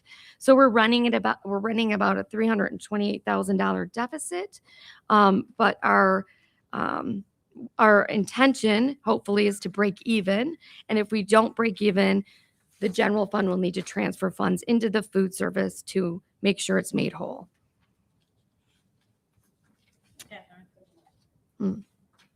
It's me again, Catherine. With the state of the government where it is now, has there been any projections made with the loss of like SNAP benefits and things like that, benefits that we utilize here for our community, for the school? Has there been a projection of how much more we would have to put into the food service balance if those benefits are cut from the federal level? Federal funding, sorry. I can get back with you on that because we have looked at that with this budget that we're putting together. So I will get back with you on that. Okay. Yeah. Okay. Thank you. I think in the past, we are known as a free and reduced lunch district. And there's specific rebates or anything, refunds that we get back from the government. Yes. This is why we're at this deficit now, because of what has been transpiring in federal. And then when we had the lockdown in both federal and state governments, it has been causing some issues as it pertains to our free and reduced lunch programs. So the hope is that we could possibly be reimbursed because we are that district. We have a considerable amount of children. Am I correct? Yes, you're correct. Okay. Mhm. Yes, we have a certain amount of students within this district that we qualify for a reduction or reimbursement for food because of we're free and reduced lunch. Yes. And So the hope is that we're going to get something back. Now, can't sit on it because there's a strong possibility we're not this year. Right? This year, that's the issue. Right. So the hope is that from this point forward that we may be able to obtain some of those funds back. Exactly. And so we're making sure to put in for that reimbursement timely now. Yeah. Okay. All right. Okay. And then the last slide is just other information. So emergency purchases, we really haven't had any significant emergency purchases to date. Budget Amendment 2 will include the impact of any ratified contracts that are currently under negotiations. And then the fiscal year 26-27 budget will be reviewed by board members in May and then formally approved no later than the board meeting June 8th. So you'll have May to review that and go through everything. So that's the current plan. Are there any questions? Okay. This is my last one. Being that we're talking about the contracts and they'll be in our budget amendment, will there be any predictions based upon the potential contract of how much the district will have to pay for like legacy costs, the step increases, things like that? Can you provide any predictions of how much that will cost over like 3 years, the legacy costs? Yes, we have that. We have that contract that's proposed that I can give to you so that you can see that. And that will basically show you what that increase will be in the current year and then going forward in the budget. And it will be retroactive to the beginning of this year. And it would include like benefits, Mhm. retirement, all Yes. okay. All right, Yes. thank you. And I have that document so I can share that with you. Okay. All right. Trustee Gross. I didn't want this to get past us because we talked about it earlier. And I don't know if you're going to attend the retreat or if Chris is going to be there or the both of you. Mhm. And I think it's the opportunity at that time at the board retreat. This is what I'm asking, that we vote on at the retreat on a specific date that we're going to have a board study session for the budget. Because I just asked Treasurer Marcus and Terry, there's a budget amendment coming up soon. Mm-hmm. And we have to have a clear understanding about this amendment. Yes. So we can't just vote on the amendment. We don't have a study session yet. So I'm asking no more putting this off. Okay. No more. We've been talking about it in meetings. I'm asking that once we get to the board retreat next week, that we have a specific concrete date or dates that we're gonna sit down for every board member that has, concern about the budget and want to go over it. Is that possible? Yes, that's possible. No, We will do I'm that. sorry. I'm sorry. Is that possible? Oh, sorry. You over them. I'm asking my employee. Okay. So we need to do this ASAP because it's been discussed too much. Now it's time for action. You agree? Sounds like a plan. We'll set some. Let's, Right. all right. So Yep. let's do that. And so we can get this thing out the way. Yep, sure. Yes. We'll set some dates. Thank you. Okay, sounds good. Thank you so much. We actually got dates. All right. We are scheduled to in June. No date though, but they're planned for June. No, we need some dates. Yeah. We need dates. Push for a Yes. date. Yes, I got you.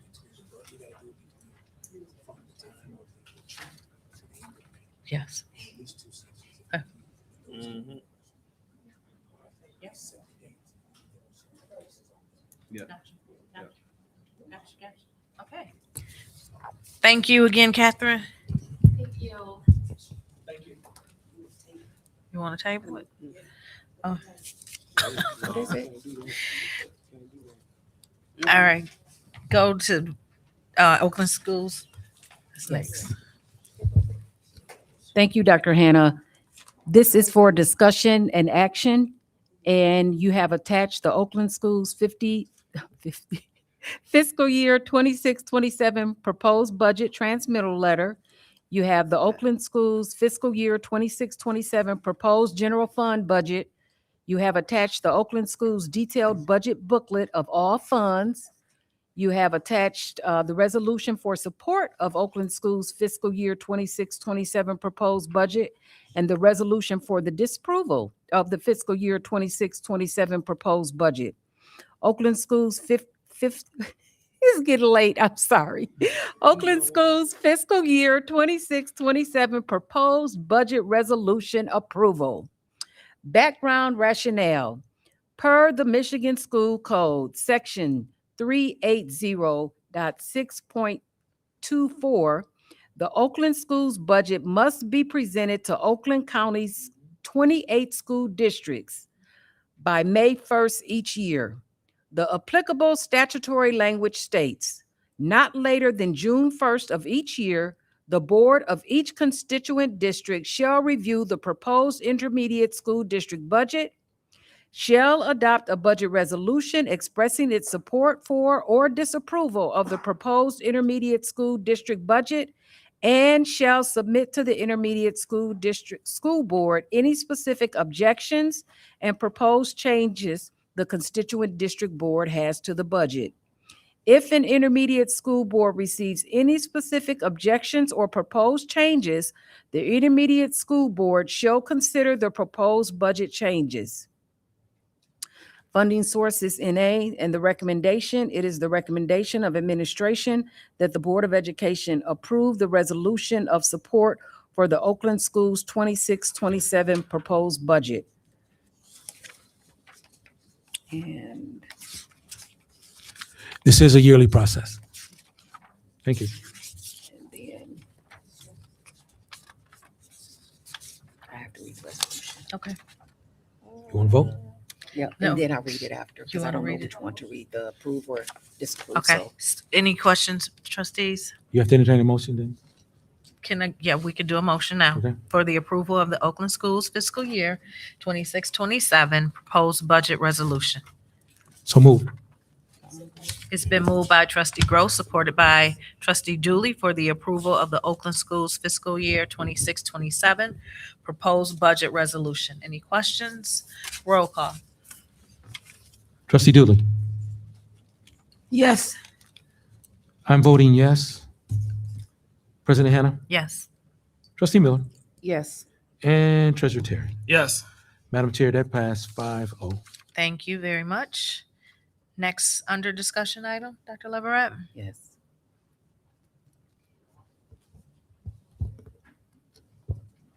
Now we'll read the ISD budget resolution. School District of the City of Pontiac, Michigan, the district. A meeting of the Board of Education of the district was held in the district on the 4th day of May 2026 at 6 o'clock in the evening. The meeting was called to order by Dr. Anisha Hanna, President. Present, absent. The following preamble and resolution were offered by member and supported by member, and those will be filled in. Whereas, 1, Section 624 of the Revised School Code as amended requires the Intermediate School Board to submit its proposed general fund budget no later than May 1st of each year to the board of each constituent district for review, and 2, not later than June 1st of each year, the board of each constituent district shall review the proposed intermediate school district general fund budget, shall adopt a board resolution expressing its support for or disapproval of the proposed intermediate school district general fund budget, and shall submit to the intermediate school board any specific objections and proposed changes that constitute the constituent district board has to the budget. Now, therefore, be it resolved that the Board of Education has received and reviewed the proposed intermediate school district general fund budget in accordance with Section 624 of the Revised School Code as amended, and by the adoption of this resolution, expresses its support for the proposed intermediate school district general fund budget. The Secretary of the Board of Education or his or her designee shall forward a copy of this resolution to the intermediate school district or its superintendent no later than June 1st. All resolutions insofar as they conflict with this resolution, B and the same, are hereby rescinded. Ayes, members, nays, members. I have read the resolution in its entirety. Thank you. Thank you very much. Next on the agenda.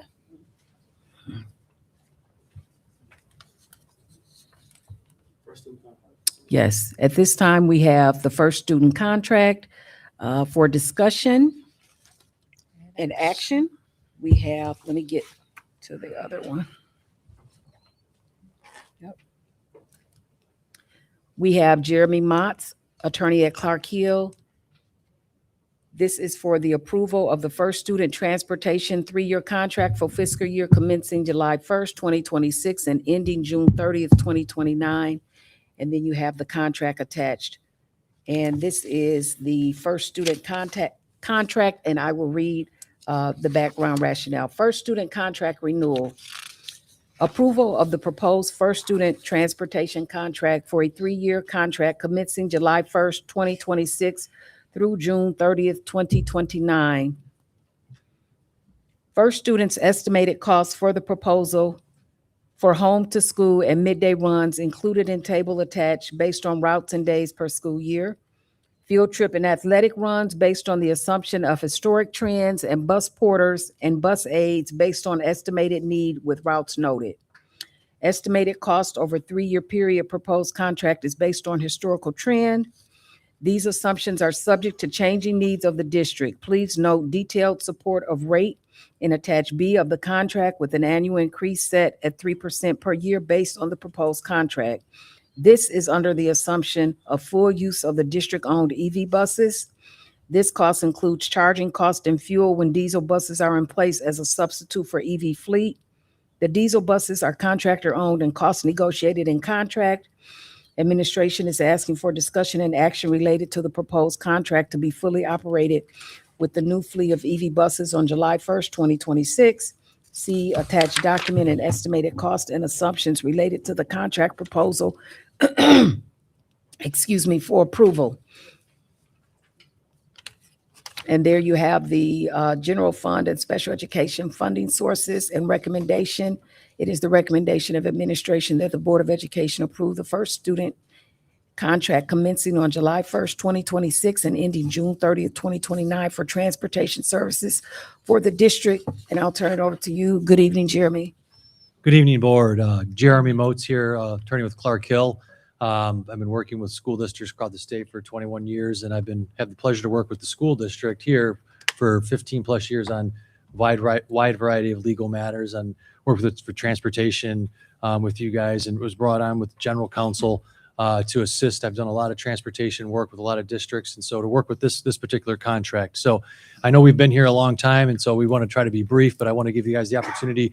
We want to do a couple things. Just give a little overview of what the contract is now, what's changing in the contract, and sort of why. And as we've talked in the budget and other things, the main driver of why it's changing is you guys are changing from a contractor-owned diesel bus fleet to a majority school district-owned EV fleet. So you are completely changing the way in which your operation is going to be run in terms of the vehicles that you're using, which then has to have some internal changes to the contract. So moving forward with the current contract that expires at the end of June 2026, you need to have some structural changes to the contract to accommodate the change in the system.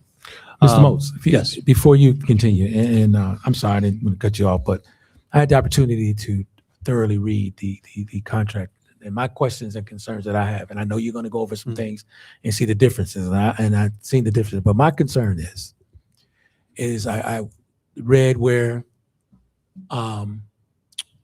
if a driver or drivers have had any contact with authorities, whether it's speeding, whatever the traffic offense may be, speeding or even an accident, right? That information is to be shared, and this goes to Dr. Leverett too, to be shared with the district. Correct. Right? Are there any consequences in place if it's not? Because that's the history of not being reported to the district. That's number one. Number two. The consequences for not reporting or We're not reporting to the district. We have no knowledge. Or if people are driving without specific licenses that they need. Right. Oh, now we had issues with background checks. Yeah. That they didn't report it to the district. And once we discovered it, we had to be part of that. And then also, what will occur or happen when there's concerns with the lack of drivers, where drivers are calling off, drivers are not showing. You understand? And I'm asking this because this is not just a history first student. I've been here a long time when we had Ryder. That's how long I've been around. But the main thing is that we maintain the employees that we have because a lot of them are for Pontiac and they're familiar with the Pontiac routes in the city. But my only concern is that management somehow, some way, and I think that's something that I'm asking you to get involved in, that management needs to be held accountable for managing since we're in a partnership with them. Because that's been an issue. So I don't know if that's in the contract. I didn't see it, but I did read where, if they have accidents or have any contact with the police, they report it to the district. But history shows they've not done that. Okay. And that's just not first student. Well, the contract does require them to do all that. So it requires them to report. Yeah, to report it. Yeah. But what happens if they don't? Well, if they're in breach of contract. Okay, then say that. That's what I want to hear. So that's the contract. That's what the public needs to hear. Yeah. So if they don't follow the rules of the contract, thank you. You would report it to you have to give them notice. They're in default under the contract, and they have an opportunity to cure the contract. Thank you. And then they move on from there. That's extremely important, and that's something that I think it's very important that I'm asking you. Not putting any more on your plate, but this is important. I think that's something that should be monitored. You have some things in place to be able to have that information where you're not there all the time, but you have something in place to be able to do so. So that's what I'm asking, and I appreciate that. Yeah. All right. And since I can go through other ones, but on those, and I'll touch on those, but I know most of them, because the contract is going to go back to breach, but if they're driving out licensures, there's very specific under the contract, which then aligns with the People Transportation Act of what licensures you have to have in terms to operate a school bus, including fingerprinting and background check and the like. If any of that were to slip through, obviously it's breach of contract, and that driver would have to be pulled off. That's written in there. If the lack of drivers, that's sort of a twofold answer. And that's nationwide. Yeah, it's nationwide. I It's lack just of came back and I there's saw a in struggle Howell, they had a nationwide. bus seeking drivers. They had a big bus with a sign. We need it. So that's all over. Yeah. But I'm talking specifically with the drivers that we have, and there's specific things that are going where they're not showing up, not calling off, not coming in. That's an issue. Yeah, and that's have to work with first student to That's make sure that correct. is That's to get that That's done. all. But having the lack of drivers, there's monetary penalties if we're not running the routes properly, and also again, Right, breach I of read that in the contract. contract too. Yep. So Trustee Miller? Yes. It's directly related to the criminal background checks. Page 11F, just for clarity, it says these criminal background checks must be completed through the school district. And further down, it says contractor acknowledges and agrees that contractor personnel will be required to undergo the full fingerprinting and background check process. So am I reading that you guys hire them, then they come to us to get the background and fingerprinting? Is that the process? I don't Correct. know the past. That is Is that the correct. pro- That's required by law. Right. That's The school district has to run the background checks because it's a government We do agency. now. And then the school district then, once they receive those, issues a red light or green light letter to the contractor They gotta- to they try to get away indicate with whether it. or not the driver or person, the employee can work in the school district or cannot. That's written right in the law. They tried to get away with it before, but it was caught. That I can answer. First student. sheet. First student incurs the cost. Yeah, first student incurs the cost, but the law requires the school district to run it through its processes. So that gets the reports back, they review the reports and issue the red light or green light letter, whether the employee of first student can operate within the district. So just still brief, like I said, the reason that we're here is because the contract expires in a month and a half, and obviously changing over the bus fleet to the EV system. So the bus system is really going to remain the same. They're going to do the home to school routes, the midday routes, your extracurriculars in the evenings, athletic routes. Those are all the transportation services that they're providing for both general ed and special ed. A couple of the differences, if you look between the two contracts, and this is where we needed to make some revisions, was the type of buses. So the rates that they've offered, we'll talk about at the end here, are based upon operating 40 school district-owned EV buses. They're also going to supplement with 7 contractor-owned diesel buses, and that's necessary for one, we need spares if for whatever reason the school district runs 40 routes right now. So all the EV buses, when they're fully implemented after the charging solution and at Frost is all implemented and they are now able to go, all the 40 buses based upon the current route structure would be allocated to daily route buses. One of those may go down, and there may also be some conflict to have a field trip go someplace. So the diesel buses are needed so they can have extra buses around to do the services, whether it's a breakdown or additional services are needed where there's conflicting with home to school routes. So that's one of the differences. The second one is the school district now is going to be taking on the routing of all of that. Before, first student was doing the routing in conjunction with the district. Recently now the district is doing the routing and we're going to continue on with that. So that's written into the contract where the school district staff does the routing and gives those routes to first student. The staffing remains the same where first student employs the managers, the mechanics, the drivers, and the bus aides, and how those are charged, either built into the rates or there's an hourly rate depending on the need. The one new for this is a bus porter you'll see in the contract. And so bus porter is something that hopefully will be used at a very minimal capacity, but because of the charging solution not being fully implemented now, and there's some temporary charging solutions, we can't charge all 40 buses at once. So they have to be moved around. So they need somebody who's licensed to drive school buses there to move them around because you have to charge them at night and after hours. So they have to have somebody move the buses around into the charging. So that's there. As the full charging solution comes on board, the need for the bus porter will hopefully go away totally, but we had to account for it as we're moving into this transition because we don't know exactly how it's all going to put together. Bus maintenance, the rates that you are charged on a daily basis include all bus maintenance. Currently, it's contractor-owned fleet. They maintain all their buses. It's all built in. Going forward, it's a little bit of a hybrid.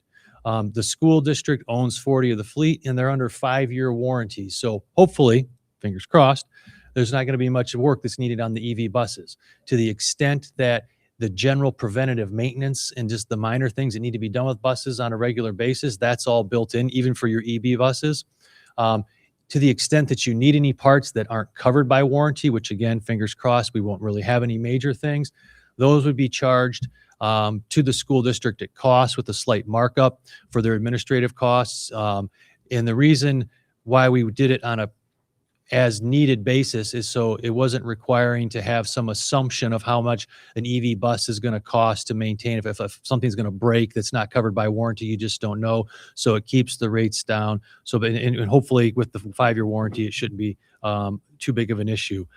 Fuel, as we mentioned, that'll still be, to the extent needed, will be paid for by the school district, as well as the school district pay for the electricity for the new buses, with EV buses.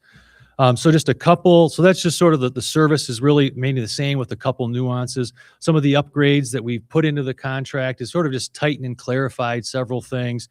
Just from examples, notices on when buses may be running late, so that the school district has the opportunity to communicate to parents, hey, the bus is, that bus is 5 minutes late or what have you, so we can have better communication on what's going on. So maintaining that and mandating that under the contract. We have some adjustments to the pricing if routes are missed or excessively late.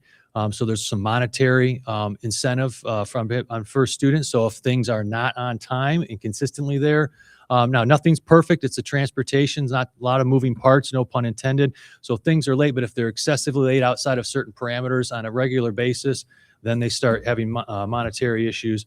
Then addressing things with reporting on a better basis to the district. Trustee Gross, one of the things with respect to licensure, but other things with respect to the information that the district needs on a regular basis to submit the reports to the state to get, for example, your 4094 to get your special ed reimbursements back. So having that information on a regular basis and not just at the end of the year to give the administrative team more time to digest it, stay on top of it, ask the questions, and then get those reports submitted timely so you get the maximum refund back. And then obviously sort of correlating with that is invoicing, and make sure that's doing a good job of getting the invoicing and the billing to the district so they can, in a manner that they can understand it. And then it's obviously make payments on a timely manner for the services rendered. So a couple other changes, just before one other change is when we get into the rates, were projected from where we are right now this year to go up roughly 3.5%. That's where they were just projected when we first started this process with first students. Obviously, we don't want the rates to go up, so we're trying to look at that. So one of the things we looked at is the school district under the current model was charging rent to first student for its utilization of the facility. And so that's somewhat in all the transportation work that I do, it's somewhat uncommon for the reason that first student's going to build that into their overhead, and then they're going to charge your rates higher. So we asked them, if we were to reduce having to pay rent, how much would your rates go down? So they were going to go down instead of going up 3.5%, where they currently are projected, they went down 3.5%. And so doing the math, the school district roughly receives about $175,000 a year in rent. And by reducing that cost and taking that out of their equation, the projected just on home to school savings is about $200,000 a year. So there's a positive net savings or positive savings to that. So that was where the rent came out. Now it's just under a facility use agreement, similar to a lease, same thing. There's just no rent component where they're just paying you and then you pay back at higher rates. So we felt that was a positive way to go. And the last thing on the rates before I can throw it into questions is after we went through a lot of negotiations and back and forth with them from where we currently are down 3.5% by removing rent and then doing more adjustments in negotiation with first student, we're able to reduce the rates down about another almost 2%. So from where the rates you currently are to where you're going to be are about a 5% decrease. So that's good. And so that's obviously associated some with having the EV buses, which you got was about $17 million in EV buses through grant funds, which is an awesome thing. So there's a lot of things there. So that's where the rates are going to end up. And again, they're built on home to school rates. And then for middays and your athletics and extracurriculars, those are all hourly based upon when they're needed. They could go up and down. And so you just pay on an as need basis. So with that, I can throw it open to questions and go from there. Thank you very much, trustees. Treasurer Terry. Good evening. Just real quick, I was going through obviously, but Are the buses that we have currently and the ones we're going to be utilizing with this new contract specifically used for Pontiac School District only? Yeah, so your EV buses, yes, are used, only for, that's Pontiac schools only, it's written right in the contract. And the buses, that other ones that they've essentially dedicated, I guess those are the diesel buses for those are, dedicated to, Pontiac school district services. Now, for a student may swap a bus out here and there because they have to upgrade or something else and it goes someplace else, but they have 7 buses dedicated to the district. Okay. So no other districts or other No. commodities or businesses? Okay. All right. Thank you.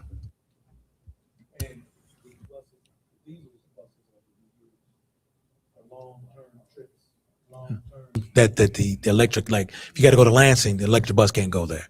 So that's why we maintain the 7 diesels.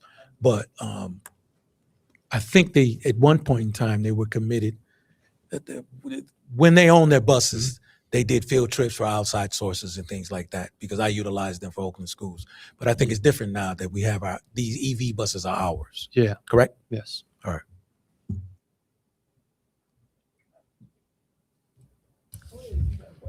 I'm trying to make sense of it. So when he said he swaps out a bus, like a diesel bus, swap it out. So where's that swap going to? Is it going to the school district? That's yeah.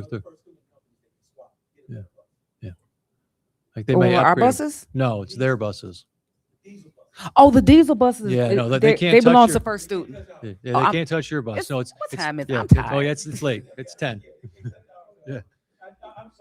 Yeah. Yeah, the 40 EV buses are yours. They stay here. It's the first student may upgrade one of their diesel buses if necessary. Yeah. All right. And we good on questions? No Yes. more Yeah, questions? Yeah. So move.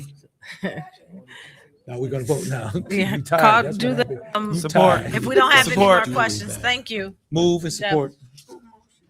I did. Right. I support. That's right. So it's been moved by trustee Gross, supported by treasurer Terry for we still the got some more approval of first student contract renewal. Roll call, please. Trustee Dooley. Yes. I'm voting yes.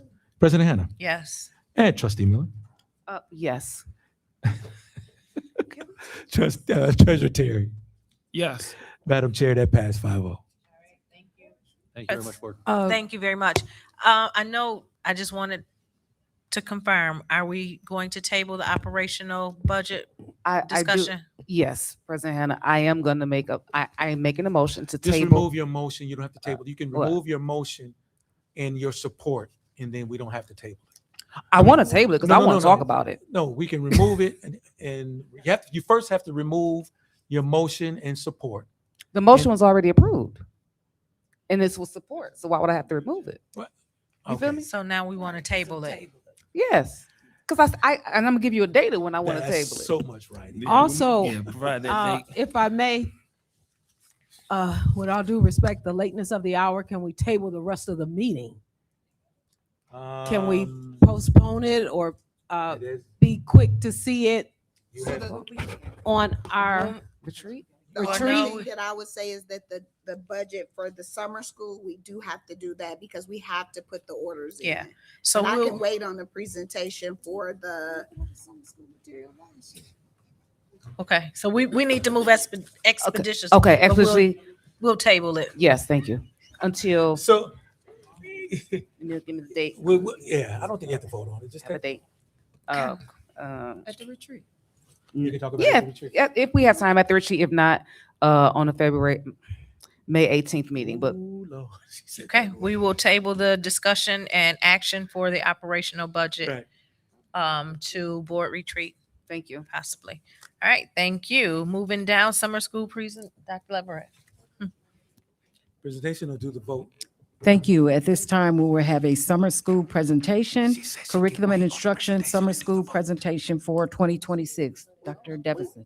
Huh? Oh, they don't want to. It was in the packet. We should have read it. Are they okay with this? I'm just saying. Ask. President Hannah, can I ask the question before we hear? Yes. If memory serves me right, we bought materials last year for summer school. Is there a reason why we can't reuse that same material? Unless it changed. That would be up to The Dr. curriculum hasn't Davison. changed. We have not adopted a new curriculum. I'm just concerned about our spending habits. And summer school is what, 6 weeks of training? I can't understand how we cannot utilize the same materials we purchased last year. I mean, is it the licensing or something? I'm just curious. Because we voted on it every year for something. Every year, and I don't see that being logical, because you have educators that know how to spiral up or spiral down or use the current curriculum. In fact, if it was me, they need to reiterate, reteach what was not learned. So they already have it. These students are coming for repetitious learning if repeated. So I would not vote in good conscience to purchase new material when we just purchased it when I came on the board for that summer. It's summer again. So that same material should be readily available to be utilized.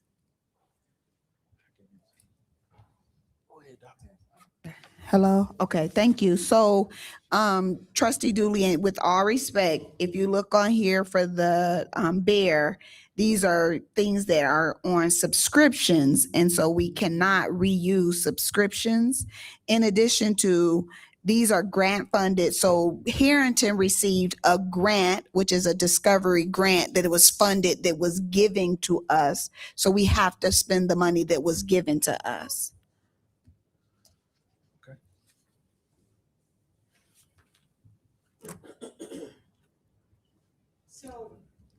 Dr. Jefferson, what I think I hear you saying, all expenditures are covered by grant funded money for this summer? Correct. So there'll be nothing coming from anywhere, our general fund or anything else. And can I see, get those grant funding sources? They're all listed on the bear, Trustee Dooley.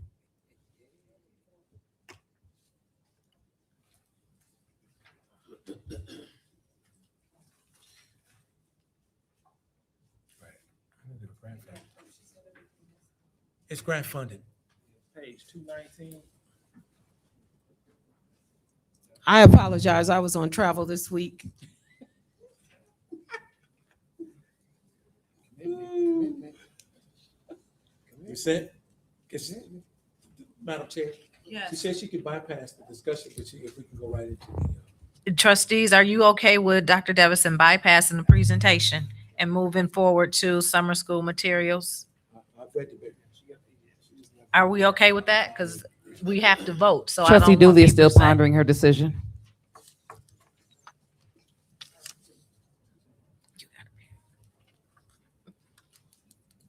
I'm interested to hear what she has to say.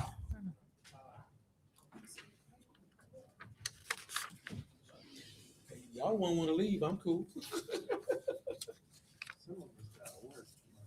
I'm retired, I can stay on. Dr. Davison, if you can go forward with your presentation.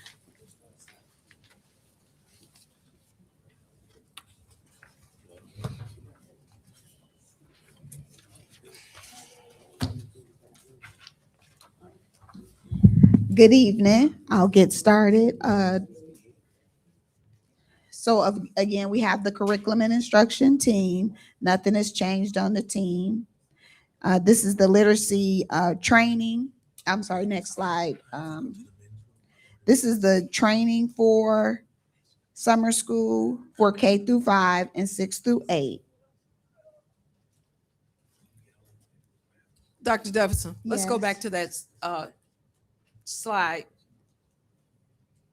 with so I was under the impression that Mr. Schumann was no longer with us, and you said the staff has not changed. That would not be correct. So he's employed here until June 30th. I cannot remove his name off of my team until he's not June employed 30th. here. Thank you for clarity. No worries. Okay, I'm sorry. So we're on the literacy professional learning schedule. And it's K through 5 TCM summer literacy scholars. Yes, ma'am. So I'm looking at another name and I'm just in a quandary. You can straighten it out for me real quick. Miss Felicia Jeter. She's the literacy supervisor here, and then she was performing arts supervisor on the performing arts presentation. Which job does she get paid for? She gets paid for as a literacy supervisor, and she is over the fine arts, which falls under the literacy piece. Really? And that was just how it was when I came downtown. I've never understood how fine arts fell under ELA. I retired a 30-year teacher, English ELA, and I've never known fine arts is fine arts and literacy is literacy. How are you combining the two? I'm just facilitate my thinking. I will check into that for you. That was something that was prior to me even entering into this role. Probably when you were here 30 years ago. I just left in 21. Can we But please I move guess forward? all I need is clarity. How can fine arts come under literacy? Because in all these years, and even yours, fine arts is fine arts, which encompasses the humanities. And then literacy falls under the English portion. So I'm just in a quandary as to how one person has Multiple these two roles. jobs. So we do not have a fine arts supervisor. You just Felicia Jeter's title is literacy supervisor as Stacy. It was in print today. I saw that tonight. I'm not. We do not have. I don't make this stuff up. We I do- see So, this. we do not have a Trustee position. Dooley, what is your end goal here? What is the? I asked a question. I know, but what is the purpose The behind question the question? was because I'm trying to figure out. See, this goes back to those dollars and cents. Because is she getting paid for two jobs? She was presented in Mr. Connors, thank you, Bentley, as the performing arts supervisor. That's what the presentation. So then when I look here and I see her again as the literacy supervisor, then is she getting paid for, is she supplanting? Are we supplanting here? You know what that means. I do. I'm not gonna enlighten you at this moment. However, could we get back to the topic? I don't think we're questioning the positions right now. The topic that we're looking at It currently all has to do. is the summer school. You know, I think we need to stop trying to just separate all of this. All of this goes hand in hand. Either we're paying for something, and you're right. We're not talking about Yeah, because that's monies, not a topic of but discussion we were right talking now. about her curriculum instruction team. We can have So that that's where it discussion at the came. retreat if That's need that's be. where it came from. That's fine. So That's fine. If Right. we can get through the summer school information for now, perhaps we can come back. We can I come still- back. I still may have another question, and to I'm the entitled. team. That's fine. My one vote gets me the right, and having been duly elected by the citizenry of Pontiac, I get a agree. right to It's- ask questions. It's getting late, and we And I have- still we have get a our right. community here, and let's continue. Can we move forward, please? Thank you, Dr. Davison. Okay. Okay, as it relates to the training, professional learning schedule, it's listed here, K through 5, TCM, summer literacy scholars, and then also 6 through 8, TCM vocabulary. And it's just giving you the dates and times when that's going to occur. Next slide. So for the ELA summer school focus, it's listed here, kindergarten through 8th grade. What will be the focus for the summer school literacy? As it relates to, next slide, 1, 2, 3 Rhythm to Read. That is a program offered through Oakland Schools, but we offer it here for our preschoolers. And it's just expressing to you that it will be for 36 preschoolers, and they're going to engage in text, knowledge of the letters and sounds, and also increase the knowledge of numbers and phonological awareness. Next slide. For the summer school rhythm, 1, 2, 3 Rhythm and Read, these are giving you the professional development dates and the professional development dates that have been provided. Staff has attended the March, April, and they will attend the one on May. It's expressing to you the dates for the program, which is June 29th through July 23rd to 2026, and it's going to be 8:30 a.m. to 1:30 p.m. 2 classes of 36 students. So half, the number is half for one class and then the other class. As it relates to boys, I'm sorry, next slide. Oh. Boys College, the summer literacy. This is Boys College Literacy Institute. And again, this is an Oakland Schools program that we do within our building. And it's for 10 to 12 students, 3rd through 4th grade students engaged in text, social, and natural science, increase their daily reading volume, stamina, create outlets and environment to showcase their knowledge through writing, collaborated with peers using cause-based readings and discussions. For the Boys College, the professional development is coming in May, this May, the 14th through the 15th, and that is for one teacher. There's also a training on June 3rd, also giving you the summer school dates for the Boys College. Next slide. For the summer school, we do have the MTSS Summer School Tiered Support Services, which ultimately is just letting you know that we will have a behavior interventionist specialist. We also will have social worker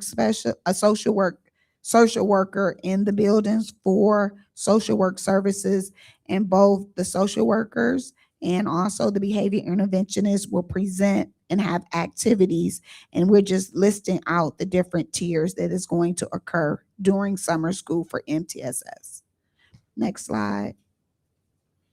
Now we're talking about math, and we have kindergarten through 8th grade, and it's given a listing of what areas students will focus on K through 8. Next slide. So as it relates to the professional learning, it's expressing to you that we have explicit instruction, clear modeling, guided practice, and independent practice. There will be some mathematical discourse, which builds understanding and retention. Next slide. And then we're talking about the professional learning and when the training will happen for the summer school for K through 8 teachers, and when that training is going to occur. We will have STEM immersion for K through 5 and also 6 through 8.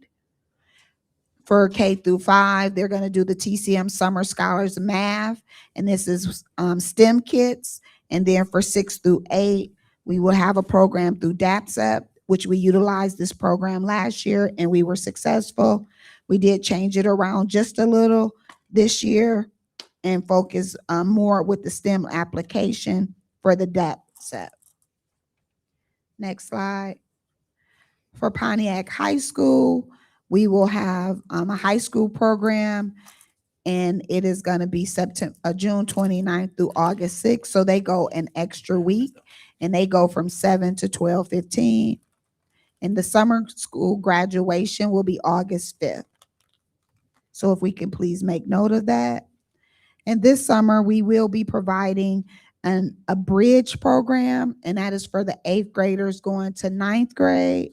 And with that program, we're going to solicit all 8th graders to attend the bridge program July 13th through the 23rd.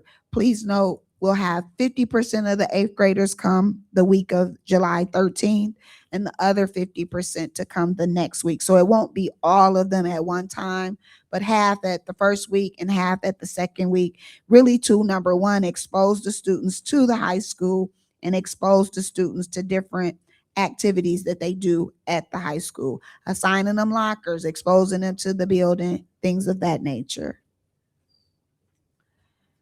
We are this summer going to send a K through 5 summer activity books, and also 6 through 8 take home backpacks for K through 8. For special education, the special education educational program for Kennedy School, they have dates that they're going to be in the building. This is just Kennedy doing their extended program for their 200-day. And this is just telling you the dates that they're going to be in the building. Next slide.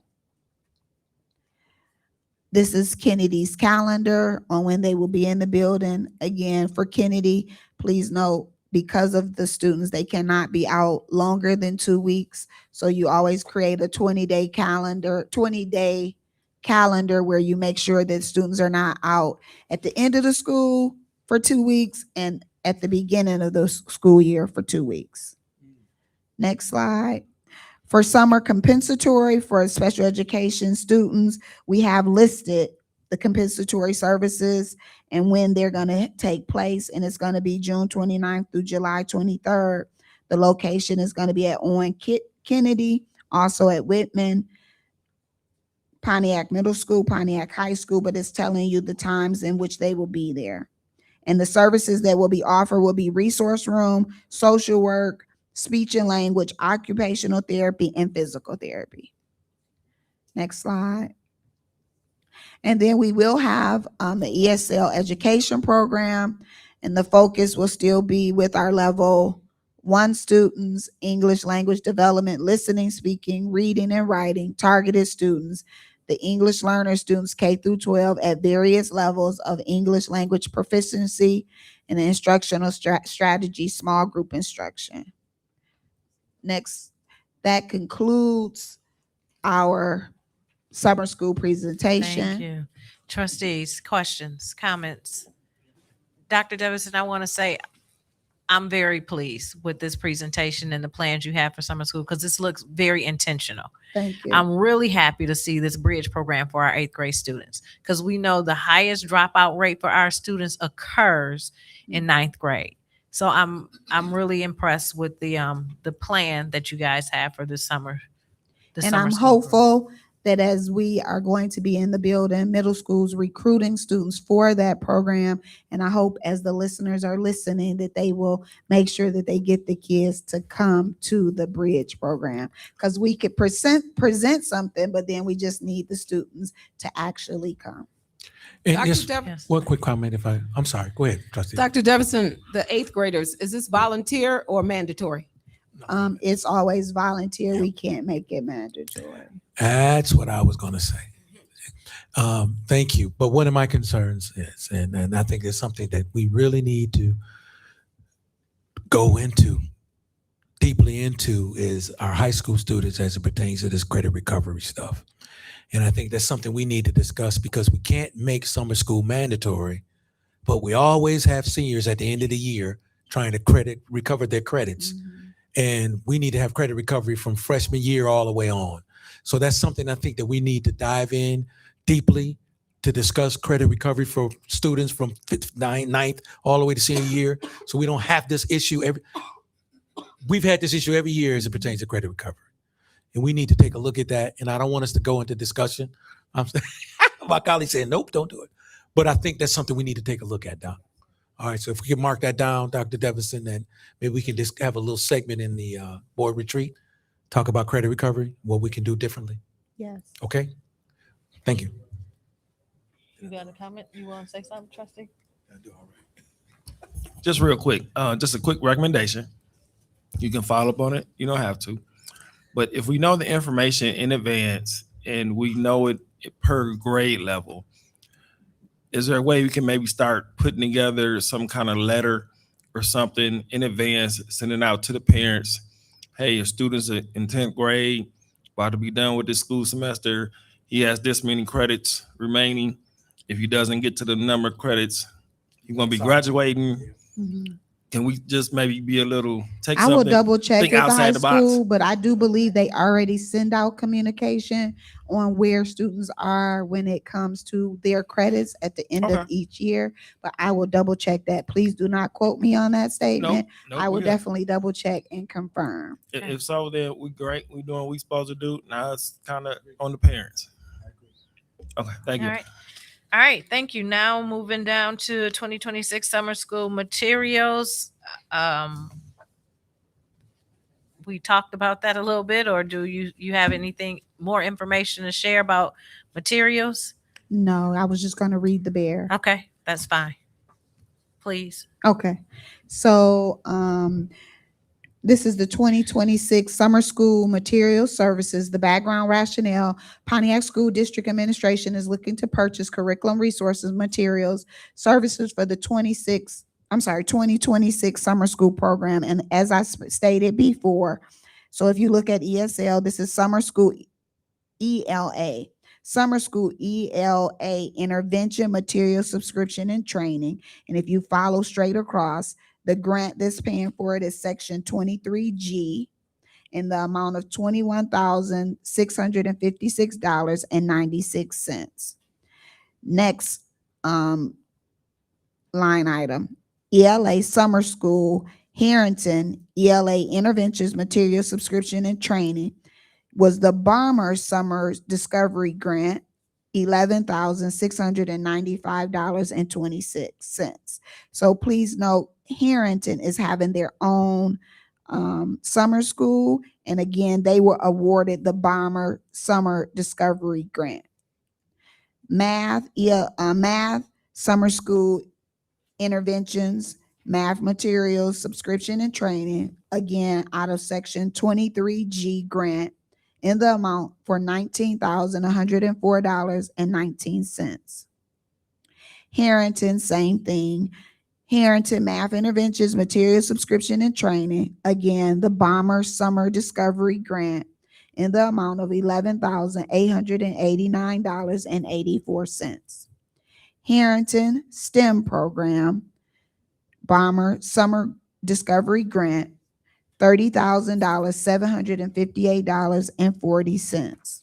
STEM program for middle school, Section 23G and or Section 31A grant for $32,326.56. The approval request is for $127,431.21. Funding source, again, if you look at the above chart, it lists out. It is the recommendation of the administration that the Board of Education approves the 2026 summer school material services in the amount for $127,431.21. All right, thank you. Any questions, trustees? Can I get a motion for the approval of the 2026 summer school material services? I just have one question. Dr. Jefferson, how much of this will be online learning? So the DAPSEP for the middle school, I'm sorry, you said for online services. Just online. Overall, I'm just curious how much of the curriculum that you want to purchase is online, will be taught online without a human body in front of the student. So the online is only for the training of the adults. Students will be in person getting physical contact with teachers and the interventionists. So they won't be doing, this curriculum is not an online curriculum. That's my question. No. They'll actually deliver, they'll actually receive delivery of instructional strategies from a human body. Yes.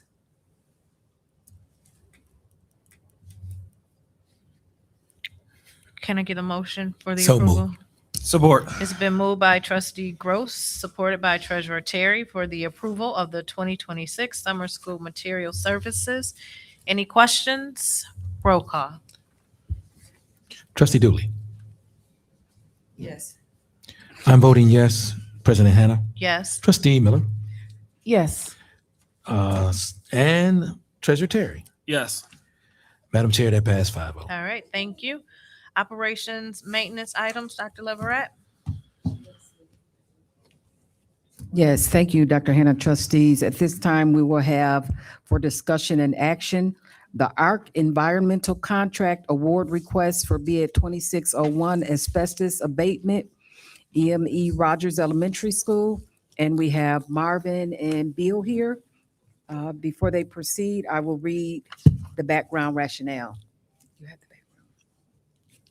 Sealed bids for asbestos abatement activities at Rogers Elementary School were received on Tuesday, April 14th, 2026, and opened by representatives of the School District of the City of Pontiac, PSD, and Arc Environmental Group, Inc., AEG. PSD and AEG have reviewed and evaluated the submitted bid from the low bidder, Environmental Maintenance Engineers Incorporated, and conducted a post-bid meeting to discuss the scope of work and schedule for bid number 26.01, asbestos abatement prior to renovations at Rogers Elementary School. PSD and AEG have determined that the submitted bid was inclusive and correct.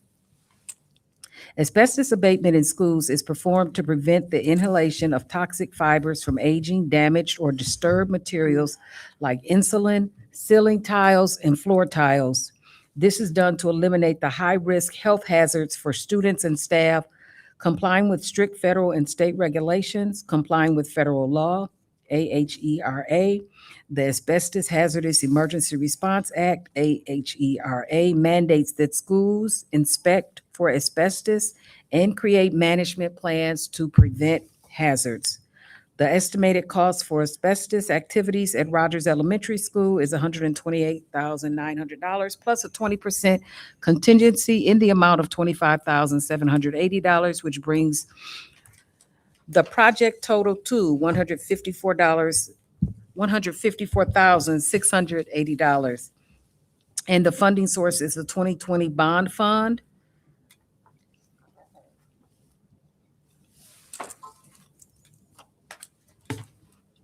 The recommendation is the recommendation of administration that the Board of Education award and authorize the Rogers pre-renovation asbestos abatement to the successful lowest bidder, Environmental Maintenance Engineers Incorporation, in the amount of $154,680.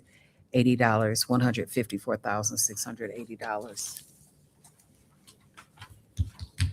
I have a question to Dr. Leverett. Did we not do some renovations or something over at Rogers this past year? No. We didn't do any update, nothing? Harrington. No, that was It was Harrington. only Harrington? That was Yes. only Harrington. Only Harrington. Rogers will Right. go Rogers was still in offline session next then. year, and then they will be fully remodeled. They were in session. Rogers stayed in session. Correct. The initial was for Harrington and Rogers at the same time. Okay. Right. But they didn't do Rogers, and Rogers stayed in session. And then we did Harrington and moved Harrington to ITA and part of Alcott. Correct. Okay, so that, which gives me a follow-up. Is Rogers Elementary School in the rotation to be upgraded? Or is this the only thing we're looking to do? No, Rogers will be. So no, then, if that's the case, would not this be a part of the bigger schema, the overall picture of updating Roger? Why would we just do this asbestos thing when we could combine it with other repairs? I'm just separate. asking. Asbestos is separate from the project. You gotta do asbestos separate for the district. You have to do this mandatory by the state of Michigan. So you know, the construction manager and the architect don't have nothing to do with the asbestos. That falls on the district. I was just It's part curious. of the same project, but you gotta do it separately. You can't put it in the same bid. Okay. Good question. Yep. Correct. Thank you, ma'am. Yes. Totally correct. And I don't want to speak for you, but sometimes asbestos is not discovered till after. Correct. And once it's discovered, and that's what it's brought to us, because they would initially brought the asbestos first before they started doing the work. Correct. But as they were over there taking a look at what they need to do, asbestos was found. And that's what I was saying, once it's found, then Yes. they have to cease and desist with That all is construction correct. until the And asbestos cease is and removed. desist construction and get the asbestos done. So that's why it's done separately. That's why the state has, the contract has nothing to do with it. It's all Right. about the district. Right. Absolutely. Oh, without a doubt. You need, hey, it's a good thing. That's it. Did I explain that right, Mr. Morrow? Yes, sir, you did. Okay. Great, on point. Are there any other questions for Mr. Beasley or Mr. Holcomb? It's a good question. Yeah, are there any other questions? We're good. Okay, well then can I get a motion for the approval? Support. Yes. It's been moved by trustee Dooley, supported by trustee Gross for the approval of the ARC Environment Contract Award Request for bid 2601 asbestos abatement EME Rogers Elementary School. Any questions? Roll call, please. I'm voting yes. President Hannah. Yes. Trustee Miller. Yes. Treasurer Terry. Yes. And Trustee Dooley. Madam Chair, that passed 5-0. All right, thank you very much. Board comments and announcements. I have none. Thank you. Good night. Good night. Okay. See everybody at the retreat. Treasurer Terry.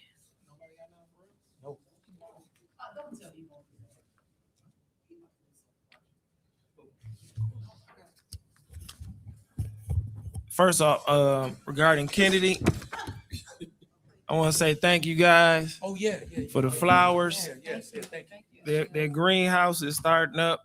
I believe it's gonna be school days from 9 a.m. to 1 p.m.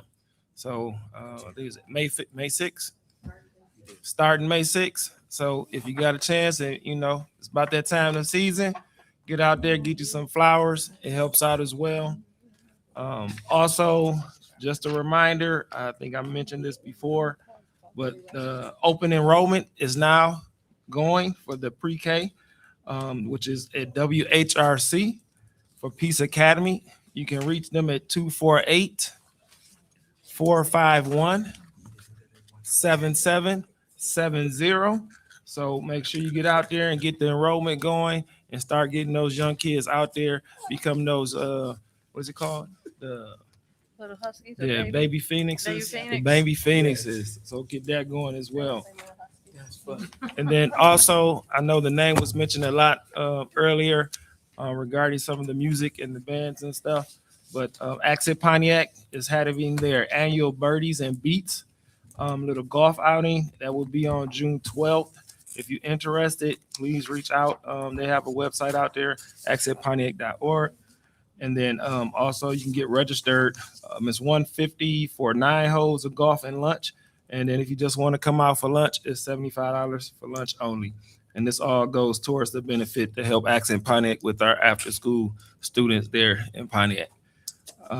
Great meeting, a lot of information. Did have a little spring institute. My trustee over there, Miller, was there. We had a great time. I took 2 of the board president workshops, which is very informational, learned a lot in regards to that. And yeah, a lot of details in regards to either potentially pursuing that position and what all it entails. So it was a good little retreat, and also had a chance to also meet some of our past constituents on the school boards and met some new ones as well. So good weekend for me. It was busy, and yeah, I'm back here again Monday, still putting in that work. So thanks again. Everybody have a good night. All right, thank you very much. And just also a reminder that the art showcase is on Thursday, which is May the 7th, over at Pontiac High School. So for all of you that are interested, please come out and support. Again, thanks everybody for their commitment. Thank you, teachers, for everything that you do and all that you will continue to do for our students here in the school district. And again, we appreciate you. We can't say it enough, but we thank you, thank you, thank you. And with that, I would like to ask for a motion to adjourn. So moved. Support. I vote yes. It's been moved by Trustee Dooley and moved by Trustee Miller and supported by Trustee Dooley to adjourn the meeting. Roll call, please. President Hannah. Yes. Trustee Miller. Yes. Treasurer Terry. Yes. Trustee Dooley. And Madam Chair, I'm voting yes. That matter passed at All right. 5-0. And your time? The time is 10:44 p.m. Thank you, everybody, and have a good night. Missed all of the NBA games.